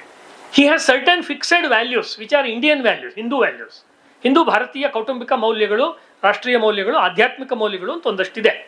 ಅದನ್ನು ಬಲವಾಗಿ ಅವ್ರು ಇಟ್ಕೊಂಡಿದ್ದಾರೆ. ಅದು ಅವ್ರ ತಾಯಿಯಿಂದ ಬಂದಿರೋದು, ಅವ್ರ ಅಣ್ಣನಿಂದ ಬಂದಿರೋದು. ಮಧ್ವರಾಯರು ಪೂರ್ತಿ ಒಂದು 10 ತಾಸು ಮಾತಾಡಬಲ್ಲೆ ಬಾಬು ಕೃಷ್ಣಮೂರ್ತಿಯವ್ರ ಸಾಹಿತ್ಯದ ಬಗ್ಗೆ. ಕಾರಣ ನಾನೇ ಅದ್ರ ಬಗ್ಗೆ ಒಂದು ಪುಸ್ತಕವನ್ನೇ ಹಿಂದೆ ಬರೆದಿದ್ದೀನಿ. ಮತ್ತು ಅವರ ಬಹುತೇಕ ಎಲ್ಲ ಪುಸ್ತಕಗಳನ್ನು ಹಲವು ಸರ್ತಿ ರಾಚನಿಕ ದೃಷ್ಟಿಯಿಂದನೂ ಓದಿದ್ದೀನಿ, ಸ್ಟ್ರಕ್ಚರ್ ದೃಷ್ಟಿಯಿಂದನೂ ಓದಿದ್ದೀನಿ, ಫಿಲಾಸಫಿ ದೃಷ್ಟಿಯಿಂದನೂ ಓದಿದ್ದೀನಿ. ಮತ್ತು ಅದೆಲ್ಲ ಓದಿದ್ರಿಂದ ನಾನೂ ಕಾದಂಬರಿಕಾರ ಆಗ್ಬಿಟ್ಟಿದ್ದೀನಿ ಇವಾಗ. ಅಜೇಯ ಸೃಷ್ಟಿ ಮಾಡಿದ್ದೆ ಮಹಾಕಾಲ. ಅವ್ರವಾಗ ಹೇಳಿದ್ರಲ್ಲ, ನಮ್ಮ ಪೀಳಿಗೆ ಅನೇಕರನ್ನು ಸೃಷ್ಟಿ ಮಾಡ್ತು ಅಂತ. ಈ ಮಹಾಕಾಲವನ್ನ ವಿಕ್ರಮ ಪತ್ರಿಕೆಯಲ್ಲಿ ಬರಿತಾ ಇದ್ದೀನಿ. ಅಂದಂಗೆ ಇವತ್ತು ಆಗಸ್ಟ್ 18 ಅಂದರೆ ಸುಭಾಷ್ ಚಂದ್ರ ಬೋಸ್ ಸತ್ತಿಲ್ಲದೆ ಇರೋ ದಿವಸ, ಆಗಸ್ಟ್ 18. ಇದ್ರ ಬಗ್ಗೆ ಸಾಕಷ್ಟು ಚರ್ಚೆಗಳಿದೆ ಸಮಾಜದಲ್ಲಿ, ನನಗೆ ಗೊತ್ತು. ಆದರೆ ಆ ದಿವಸನೇ ಈ ಕಾರ್ಯಕ್ರಮ ನಡೀತಾ ಇರೋದು ಒಂದು ಕಾಕತಾಳೀಯ. ನೇತಾಜಿ ಅವರಿಗೆ ಸಂಬಂಧಪಟ್ಟ ಒಂದು ಇಂಪಾರ್ಟೆಂಟ್ ಡೇ ದಿವಸನೇ ಈ ಕಾರ್ಯಕ್ರಮ ಯೋಗಾಯೋಗದಿಂದ ಅವ್ರು ಅವಾಗ ಹೇಳಿದ್ರಲ್ಲ ಶ್ರಾವಣ ಮಾಸದ ಒಂದು ಡೇಟನ್ನು ಆ ರೀತಿ ಆಗ್ತಾ ಇದೆ. ಯಾಕೆ ನಾವು ರುದ್ರಾಭಿಷೇಕವನ್ನು ಓದುವಾಗ ಅಜೇಯದಷ್ಟು ಕ್ವಿಕ್ಕಾಗಿ ಓದೋಕ್ಕಾಗಲ್ಲ, ಅದಮ್ಮಿದಷ್ಟು ಬೇಗ ಓದೋಕ್ಕಾಗದೇ ಇಲ್ಲ. ಆ್ಯಕ್ಚುಲಿ ಇದು ಪಾರಾಯಣ ಮಾಡೋ ಥರ ಒಂದು ವ್ಯಾಸಪೀಠ ಇಟ್ಕೊಂಡು ಭಾಳ ಗೌರವದಿಂದ ಹೇಳ್ತಾ ಇರೋದು. ಭಾಳ ನಿಧಾನಕ್ಕೆ ಓದಬೇಕು, ಇಲ್ಲಾಂದರೆ ಕೈಯೆಲ್ಲ ನೋವು ಬಂದುಬಿಡುತ್ತೆ. ಪುಸ್ತಕ ಕೈಯಲ್ಲಿ ಇಟ್ಕೊಳಕ್ಕೆ ಹೋದರೆ ಮಲ್ಕೊಳ್ಳೋವಾಗ ಎದೆ ಮೇಲೆ ಹಾಕ್ಕೊಂಡ್ರೆ ಅಷ್ಟೇ. ಆಮೇಲೆ ಯಾಕೆ ಇದನ್ನು ಹೇಳ್ತೀನಿ ಅಂದರೆ ಸಾವಧಾನ್ ಅಂತ ಹೇಳ್ತೀವಲ್ಲ, ಹಾಗೆ ದಕ್ಷ ಆರಾಮ ಸಾವಧಾನ್ ಅಂತ ಹೇಳ್ತೀವಲ್ಲ, ಸಾವಧಾನವಾಗಿ ಇದನ್ನು ಓದಬೇಕು. ಸಮರ್ಥ ರಾಮದಾಸರ ಜೀವನದಲ್ಲಿ ಬರುತ್ತೆ. ಅವ್ರಿಗೆ ಮದುವೆ ಆಗಬೇಕು ಅನ್ನೋ ಸಂದರ್ಭದಲ್ಲಿ 3 ಸತಿ ಹೇಳ್ತಾರೆ ಸುಲಗ್ನ ಸಾವಧಾನ ಅಂತ. ಹಾಗೆ ಇದನ್ನು ಜತನವಾಗಿ ಕೊಂಡಿಟ್ಕೋಬೇಕು ಮತ್ತು ನಿರಂತರವಾಗಿ ನಿತಾಂತವಾಗಿ ಇದನ್ನು ಓದಬೇಕು. ಒಂದೇ ಸರ್ತಿ ಒಂದೇ ಗುಕ್ಕಲ್ಲಿ ಅವ್ರು ಹೇಳಿದ್ರಲ್ಲ ಅವಾಗ, ಒಂದು ರಾತ್ರಿಯಲ್ಲಿ ನಾವು ದುರ್ಗಾಸ್ತಮನ ಓದ್ದೆ ಅಂತ ಹೇಳಿದವರು ಇದ್ದಾರೆ. ಅಜೇಯವನ್ನು ಹಿಂಗೆ ಕೂತು ಹಿಂಗೆ ಮುಗಿಸಿ ನಾನು ಒಂದು ಎದ್ದೆ ನಾನು ಅಂತ ಹೇಳೋರಿದ್ದಾರೆ. ಕೆಲವು ಪುಸ್ತಕ ಓದಿದಾಗ ಕುವೆಂಪು ಹೇಳ್ತಾರೆ, ಆ ಪುಸ್ತಕ ಓದಿ ಅದರ ಭಾವ ಸಮುದ್ರದಲ್ಲಿ ಮುಳುಗಿ ನಾನು ಮೇಲೆದ್ದಾಗ ನಕ್ಷತ್ರಗಳು ನನ್ನ ತಲೆಗೆ ತಾಕುತ್ತಿತ್ತು ಅಂತ ಅವ್ರ ಆತ್ಮಕಥೆಯಲ್ಲಿ ಬರೀತಾರೆ ಕುವೆಂಪು ಅವರು. ಹಿಂಗೆ ಅಜೇಯನ್ ಓದ್ಬೋದು, ಹಿಂಗೆ ಅದಮ್ಯ ಓದ್ಬೋದು, ಹಿಂಗೆ ರುದ್ರಾಭಿಷೇಕ ಓದಕ್ಕಾಗಲ್ಲ. ಆದರೆ ಓದಿದ್ದೀನಿ, ಎಲ್ಲ ಸೌದೋಗೋಷ್ಟು ಓದಿದ್ದೀನಿ ನೋಡಿ. ಎಲ್ಲ ರೊಟ್ಟೆಲ್ಲ ಕಿತ್ತೋಗಿದೆ. ಇದು ಕಿತ್ಕೊಂಡ್ಬಂದಿರೋದಲ್ಲ, ನಾನು ಕಿತ್ಕೊಂಡ್ಬಂದಿರೋದಲ್ಲ, ಫಂಕ್ಷನ್ಗೆ ಓದೋದು ಹರ್ಕೊಂಡೋಗಿರೋದು. ಯಾಕೆ ಇದು ಹೇಳ್ತಾ ಇದ್ದೀನಿ ಅಂದರೆ, ಇದು ಅವರ ಹಲವು ವರ್ಷಗಳ ಮಾಹಿತಿಗಳ ಸಂಗ್ರಹದ ಫಲ. ಅಂದರೆ ಕೆಲವರು ಒಳ್ಳೆ ಡೈರೆಕ್ಟರು, ಒಳ್ಳೆ ಸಿನಿಮಾ ಕಥೆ ಬರೆಯೋರು, ಒಳ್ಳೆ ಸಾಹಿತಿಗಳು ಏನು ಮಾಡ್ತಾರೆ, ಗೃಹಿಣಿ ಥರ ಹೋದಾಗ ಏನೇನು ಬೇಕೋ ಎಲ್ಲ ಎತ್ಕೊಂಡ್ಬರ್ತಾರೆ. ಇಲ್ಲಿ ಆಮೇಲೆ ಬೇಕಾಗತ್ತೆ ಅಂತ ಕೆಲವೊಂದು ಬಡೂಲ್ ಇಡ್ತಾರೆ, ಕೆಲವೊಂದು ಆಟದಲ್ಲಿ ಇಡ್ತಾರೆ, ಕೆಲವೊಂದು ಟ್ರಂಕಲ್ಲಿ ಇಡ್ತಾರೆ, ಕೆಲವೊಂದು ಅಕ್ಕಿ ಡಬ್ಬಿನಲ್ಲಿ ದುಡ್ಡಿಟ್ಟಿರ್ತಾರೆ. ಮಿಡಲ್ ಕ್ಲಾಸ್ನಲ್ಲಿ ಇರಲಿ, ಯಾವಾಗಲೂ ಟೈಮಿಗೆ ಬರುತ್ತೆ ಅಂತ, ಕಾಲ ಬಂದಾಗ ಬಳಸ್ಬೋದು ಅಂತ. ಅವ್ರು ಹೇಳಿದ್ರಲ್ಲ ಗೋಂದಾವಲೆ ಮಹಾರಾಜರು ಕಾಲ ಬಂದಿಲ್ಲ ಅಂತ. ಇವ್ರಿಗೆ ಕಾಲ ಬರುತ್ತೆ ಅಂತ ಗೊತ್ತು, ಬಂದಾಗ ಸಂಗ್ರಹ ಮಾಡೋಕ್ಕಾಗಲ್ಲ. ಲೈಬ್ರರಿನೇ ಸುಟ್ಟಾಕಿರ್ಬೋದು, ಅಲ್ಲಿ ಹೋಗೋಕ್ಕೆ ಪ್ರವೇಶ ಇಲ್ಲದೆ ಇರ್ಬೋದು. ಅಂದರೆ ಯಾಕೆ ಇವರು ಒಂದು 50ನೇ ವರ್ಷ ದಾಟಿದ ಮೇಲೆ ಬೃಹತ್ ಕೃತಿಗಳನ್ನು ಹೆಚ್ಚು ಬರಿತಾ ಹೋದರು ಅಂದರೆ ಅದೊಂದು ಮಜಾ. ಯಾಕೆ ಅಂತ ಹೇಳಿದ್ರೆ ಅದಕ್ಕೆ ಬೇಕಾದ ಸಾಮಗ್ರಿ ಸಂಗ್ರಹಣೆ. ಅಜೇಯ ಬರೆಯುವಾಗಲೇ ಅದಮ್ಯದ ಮಾಹಿತಿಯನ್ನು ಕಲೆಕ್ಟ್ ಮಾಡ್ತಾ ಇದ್ದಾರೆ, ಬರುತ್ತಾ ಬಿಡುತ್ತಾ ಮುಂದಿಕ್ಕದು. ಇವೆರಡನ್ನು ಸಂಗ್ರಹ ಮಾಡುವಾಗ ಆ ಕಾಲದ ಎಲ್ಲ ಏನೇನು ಸಿಕ್ಕುತ್ತೋ ಎಲ್ಲ ಮಾಹಿತಿಯನ್ನು ಸಂಗ್ರಹ ಮಾಡಿ ಬಿಟ್ಟಿದ್ದಾರೆ. ಇದನ್ನು ಯಾಕೆ ಧೈರ್ಯವಾಗಿ ಹೇಳಬಲ್ಲೆ, ಅವರ ಖಾಸಗಿ ಲೈಬ್ರರಿಯನ್ನು ಹಲವು ಸತಿ ನಾನು ನೋಡಿದ್ದೀನಿ, ಆ ಪುಸ್ತಕಗಳನ್ನು ಬಳಸ್ಕೊಂಡಿದ್ದೀನಿ ನಾನು. ನನಗೆ ಎಷ್ಟೋ ಪುಸ್ತಕಗಳನ್ನು ಅವರು ದಾನವಾಗಿ ಬರೆದು ಕೊಟ್ಟಿದ್ದಾರೆ ಪ್ರೀತಿಯಿಂದ. ಮುಂದಿನ ಪೀಳಿಗೆ ಅವರು ಓದ್ಕೊಂಡು ಅದರ ಇಟ್ಕೊಂಡು ಏನಾದ್ರು ಬರೀಲಿ ಅಂತ. ಆ ಆಧಾರದ ಮೇಲೆ ಹೇಳ್ತಾ ಇರೋದು, ತುಂಬ ಅಮೂಲ್ಯವಾದಂಥ ಕ್ರಾಂತಿಕಾರಿಗಳ ಸಾಹಿತ್ಯದ ಭಂಡಾರ ಅವ್ರ ಹತ್ರ ಇದೆ. ಎರಡನೇದು, ಇಂಗ್ಲೀಷ್ನಲ್ಲಿ ಬರುವಂಥ ಅದ್ಭುತವಾದ ಸಿನಿಮಾಗಳು, ಇಂಗ್ಲೀಷ್ನಲ್ಲಿ ಬರುವಂಥ ಆ್ಯಕ್ಷನ್ ಮೂವೀಸು, ಇಂಗ್ಲೀಷ್ನಲ್ಲಿ ಬಂದಂತಹ ದೊಡ್ಡ ದೊಡ್ಡ ಸಾಹಿತಿಗಳು, ಕಲಾವಿದರಿಗೆ ಸಂಬಂಧಪಟ್ಟಂಥ ಕಾದಂಬರಿ ರೂಪದ ಜೀವನ ಚರಿತ್ರೆಗಳು ಅಥವಾ ಜೀವನ ಚರಿತ್ರೆ ರೂಪದ ಕಾದಂಬರಿಗಳು, ನೀವು ಹೇಗೆ ಬೇಕಾದರೂ ಹೇಳಿ. ಅದು ಸಿಗ್ಮಂಡ್ ಫ್ರಾಯ್ಡ್ ಬಗ್ಗೆ ಇರ್ಬೋದು, ಅಥವಾ ಚಿತ್ರಕಾರ ವ್ಯಾನ್ ಗೋ ಬಗ್ಗೆ ಇರಬಹುದು. ಅದ್ರ ಬಗ್ಗೆ ಇರುವಂಥ ಕಾದಂಬರಿಗಳನ್ನು ಅವರ ಅಣ್ಣ ಚಿಕ್ಕ ವಯಸ್ಸಿನಲ್ಲಿ ಕಿಶೋರಾವಸ್ಥೆಯಲ್ಲಿ ಅವ್ರಿಗೆ ಕೊಟ್ಟು ಓದಿಸಿದ್ದಾರೆ. ಅವ್ರ ತಾಯಿಯವರು ತೆಲುಗುನಲ್ಲಿ ಬರುವಂಥ ಅದ್ಭುತವಾದ ಸಾಹಿತ್ಯವನ್ನು ಓದಿ ಓದಿ ಅವ್ರಿಗೆ ಒಳ್ಳೆ ಲಿಟ್ರೇಚರ್ನ ಓದಿಸಿ ಹೇಳಿದ್ದಾರೆ. ಮತ್ತು ಸಂಘದ ಒಂದು ದೇಶಭಕ್ತಿಯ ಒಂದು ವಾತಾವರಣ, ಇದೆಲ್ಲದರ ಜೊತೆಗೆ ಇಷ್ಟಿದ್ರಾಗಲ್ಲ. ಇದ್ರ ಜೊತೆಗೆ ಆ ಕಲ್ಪನಾ ಶಕ್ತಿ ಇದೆಯಲ್ಲ, ಆ ಕಲ್ಪನಾ ಶಕ್ತಿ ಅಂದರೆ ಆ ಯಾವನೊಬ್ಬ ಕ್ರಾಂತಿಕಾರಿ ಬಗ್ಗೆ ಒಂದು ಪೇಜ್ ಸಿಗುತ್ತೆ ಅಷ್ಟೇ, ಅದನ್ನು ವಿಸ್ತರಿಸೋದಿದೆಯಲ್ಲ, ಆವಾಗಲೂ ಕೂಡ ಅದರ ಉಲ್ಲೇಖ ಬಂತು, ಅದಿದೆ. ಅಂದರೆ ಇದು ಸಂಭಾಷಣಾ ಕಲೆ, ಸಂಭಾಷಣಾ ಚಾತುರ್ಯ ಇದೆಯಲ್ಲ, ಇದು ಇರೋದ್ರಿಂದ ಇದು ಕಾದಂಬರಿಯ ರೂಪವನ್ನು ತಗೊಂಡಿದೆ. ಇಲ್ಲಾಂದರೆ ಅವಾಗಲೇ ಪ್ರಸ್ತಾಪವಾದಂತೆ ಬಹಳ ಪುಟ್ಟದಾಗಿ ಒಂದು ಜೀವನ ಚರಿತ್ರೆಯಾಗಿ ಮುಗಿದೋಗ್ತಾ ಇತ್ತು. ಪಾತ್ರಗಳನ್ನು ಬಿಲ್ಡ್ ಮಾಡೋದು, ಕ್ಯಾರೆಕ್ಟರ್ಗಳನ್ನು ಬಿಲ್ಡ್ ಮಾಡೋದು ಮಾಡದೆ ಹೋದರೆ ಅದು ಒಂದು ಕಾದಂಬರಿ ಆಗೋದಕ್ಕೆ ಸಾಧ್ಯ ಇಲ್ಲ. ಈಗ ನೋಡಿ ಇದರೊಳಗಡೆ ಹೆಂಗಿದೆ ಅಂದರೆ, ಕುಮಾರವ್ಯಾಸಂದು ಒಂದು ಮಾತಿದೆ, ಬಂಧುಗಳ ದರ್ಶನವೇ ಫಲವಲ ಸಂಸಾರ ತರುವಿಂಗಿ ಅಂತ. ಈ ಸಂಸಾರ ಅನ್ನೋ ವೃಕ್ಷಕ್ಕೆ ಬಂಧುಗಳನ್ನೆಲ್ಲ ಮತ್ತೊಮ್ಮೆ ದರ್ಶನ ಮಾಡುವುದೇ ಅದರ ಫಲ ಈ ಸಂಸಾರ ಅನ್ನುವ ವೃಕ್ಷದಲ್ಲಿ ಅಂತ. ಹಾಗೆ ರುದ್ರಾಭಿಷೇಕ ಕ್ರಾಂತಿಕಾರಿ ಬಂಧುಗಳ ಸಂಸಾರದ ಫಲ. ಈ ಕ್ರಾಂತಿಕಾರಿ ಫ್ಯಾಮಿಲಿ ಇದೆಯಲ್ಲ, ಪಡಕೆಯಿಂದ ಹಿಡಿದು ಈ ಜತಿನ್ ತನಕ ಆ ಎಲ್ಲರನ್ನೂ ಇಲ್ಲಿಗೆ ತಂದುಬಿಡ್ತಾರೆ. ಅಂದರೆ ಯಾರ್ಯಾರು ಹಿಂದಿನ ಪುಸ್ತಕಗಳಲ್ಲಿ ಬಂದಿದ್ದಾರೋ, ಯಾರ್ಯಾರು ಹಿಂದಿನ ಪುಸ್ತಕಗಳಲ್ಲಿ ಬಂದಿಲ್ವೋ, ಈಗ ಇದು ಬರೆಯೋವಾಗ ಅವ್ರಿಗೆ ಕ್ರಾಂತಿ ಹೋರಾಟದ ಹೀರೋಗಳು ಬರಿಬೇಕು ಅಂತ ಇತ್ತೋ ಇಲ್ವೋ ಗೊತ್ತಿಲ್ಲ, ಅದು ಆಮೇಲೆ ಬಂದಿರೋ ಪುಸ್ತಕ, ಮತ್ತು ಅದು ಬಿಡಿ ಬಿಡಿ ಲೇಖನಗಳು. ಹಾಗಾಗಿ ಒಬ್ಬ ಲೇಖಕ ತನ್ನ ಸಮಸ್ತ ಬಲವನ್ನು ಹಾಕೋದು ಅಂತ ಇದೆಯಲ್ಲ, ಸಮಸ್ತ ಬಲವನ್ನು ಹಾಕಿ ಬರೆದಿರುವಂಥ ಪುಸ್ತಕ ಇದು. ಅದಾದ್ಮೇಲೆ ಮತ್ತೆ ಸಬ್ಜೆಕ್ಟ್ ಮೇಲೆ ಅವರು ಅಷ್ಟು ದೊಡ್ಡ ಕೃತಿ ಬರೀಲಿಲ್ಲ. ಅಂದರೆ ಕರಾಲರಿಯಾಗಿ ಹೇಳ್ತಾ ಇರೋದು, ಅದೇ ಕ್ರಾಂತಿಕಾರಿಗಳ ಬಗ್ಗೆ ಅಜೇಯ ಬರೆದ್ರು, ಅದಮ್ಯ ಬರೆದ್ರು, ರುದ್ರಾಭಿಷೇಕ ಬರೆದ್ರು, ಬೇರೆ ಸಬ್ಜೆಕ್ಟ್ ಮೇಲೆ ದೊಡ್ಡ ಪುಸ್ತಕ ಬರೆದ್ರು. ಕ್ರಾಂತಿಕಾರಿಗಳ ಮೇಲೆ ಈ ರೀತಿ ಇನ್ನೂ ಬೃಹತ್ತಾಗಿರೋ ಒಂದು ಕಾದಂಬರಿ ಸದೃಶವಾದ ಕೃತಿಯನ್ನು ಅವರು ಬರೆಯೋದಕ್ಕೆ ಯಾಕೆ ಹೊರಡಲಿಲ್ಲ ಅಂದರೆ, ಏನೆಲ್ಲವನ್ನು ಅವ್ರು ಹೇಳಕ್ಕೆ ಸಾಧ್ಯ ಇದೆಯೋ ಅದೆಲ್ಲವನ್ನು ಇದರಲ್ಲಿ ತಂದಿದ್ದಾರೆ. ಅಂದಮೇಲೆ ಈ ಪುಸ್ತಕ ಏನು ಅಂದರೆ, ಈ ಪುಸ್ತಕದ ಏನು ಹೇಳ್ತೀರಾ ಟೆಕ್ನಿಕಲ್ ಪೇಜ್ ಇದೆಯಲ್ಲ, ಆ ಟೆಕ್ನಿಕಲ್ ಪೇಜ್ ತುಂಬ ಚೆನ್ನಾಗಿದೆ. ಅದರೊಳಗಡೆ ತುಂಬ ಚಿಕ್ಕದಾಗಿ ಈ ಪುಸ್ತಕನ ವಿವರಿಸಿದ್ದಾರೆ ಅವರು ಟೆಕ್ನಿಕಲ್ ಪೇಜಲ್ಲಿ. ಆಯಿತಾ, ಬೇಗ ಮುಗ್ದೋಗುತ್ತೆ, ಓದ್ತೀನಿ ಕೇಳಿಸ್ಕೊಳ್ಳಿ. ರುದ್ರಾಭಿಷೇಕ ಏನು ಅಂತ ಅವರೇ ಹೇಳಿರೋ ಮಾತು. A historical novel of the revolutionary struggle for India's independence during the period 1880 to 1915 centered on the life and martyrdom of Jatindranath Mukhopadhyaya, known as Bhaga Jatin, also highlighting the far-reaching influence of Vivekananda, Aurobindo and other spiritual leaders on the freedom movement in the early years of the 20th century. ಇದು ಪುಸ್ತಕದ ಪರಿಚಯ, technical ಪೇಜಲ್ಲಿ ಹಾಕಿರೋದು ಇದು actually. ಅಂದರೆ synopsis ಏನು ಅನ್ನೋದು ಗೊತ್ತಾಗತ್ತೆ ಈ ಪುಸ್ತಕದ್ದು. ಅದಕ್ಕೆ ಹೇಳಿದ್ದು ಇದು ನಿತಾಂತವಾಗಿ ನಿಧಾನವಾಗಿ ಓದಬೇಕು. ಎರಡನೇದು, ಬೇರೆ ಕಾದಂಬರಿಗಳಲ್ಲಿ ಕೇಂದ್ರ ಇದೆ. ಅಂದರೆ ಅವತ್ತು ಕೂಡ ನಾನು ವಿಶಿಷ್ಟ ಕಾದಂಬರಿ ಮಾತನಾಡುವಾಗ ಹೇಳಿದ್ದೀನಿ, ಸ್ವಲ್ಪ ಇಲ್ಲಿ ಹೇಳ್ತಾ ಇದ್ದೀನಿ. ಬಾಬು ಕೃಷ್ಣಮೂರ್ತಿಯವರು ಪ್ರಾರಂಭದಲ್ಲಿ ನಾವೆಲ್ಸ್ ಬರೆಯೋ ಪ್ರಯತ್ನ ಮಾಡಿರ್ಬೋದು, ಅಂದರೆ ಬ್ರಿಟಿಷ್ ಅರ್ಥದ ಒಂದು ಕಾದಂಬರಿ ಅನ್ನುವಂಥದ್ದು.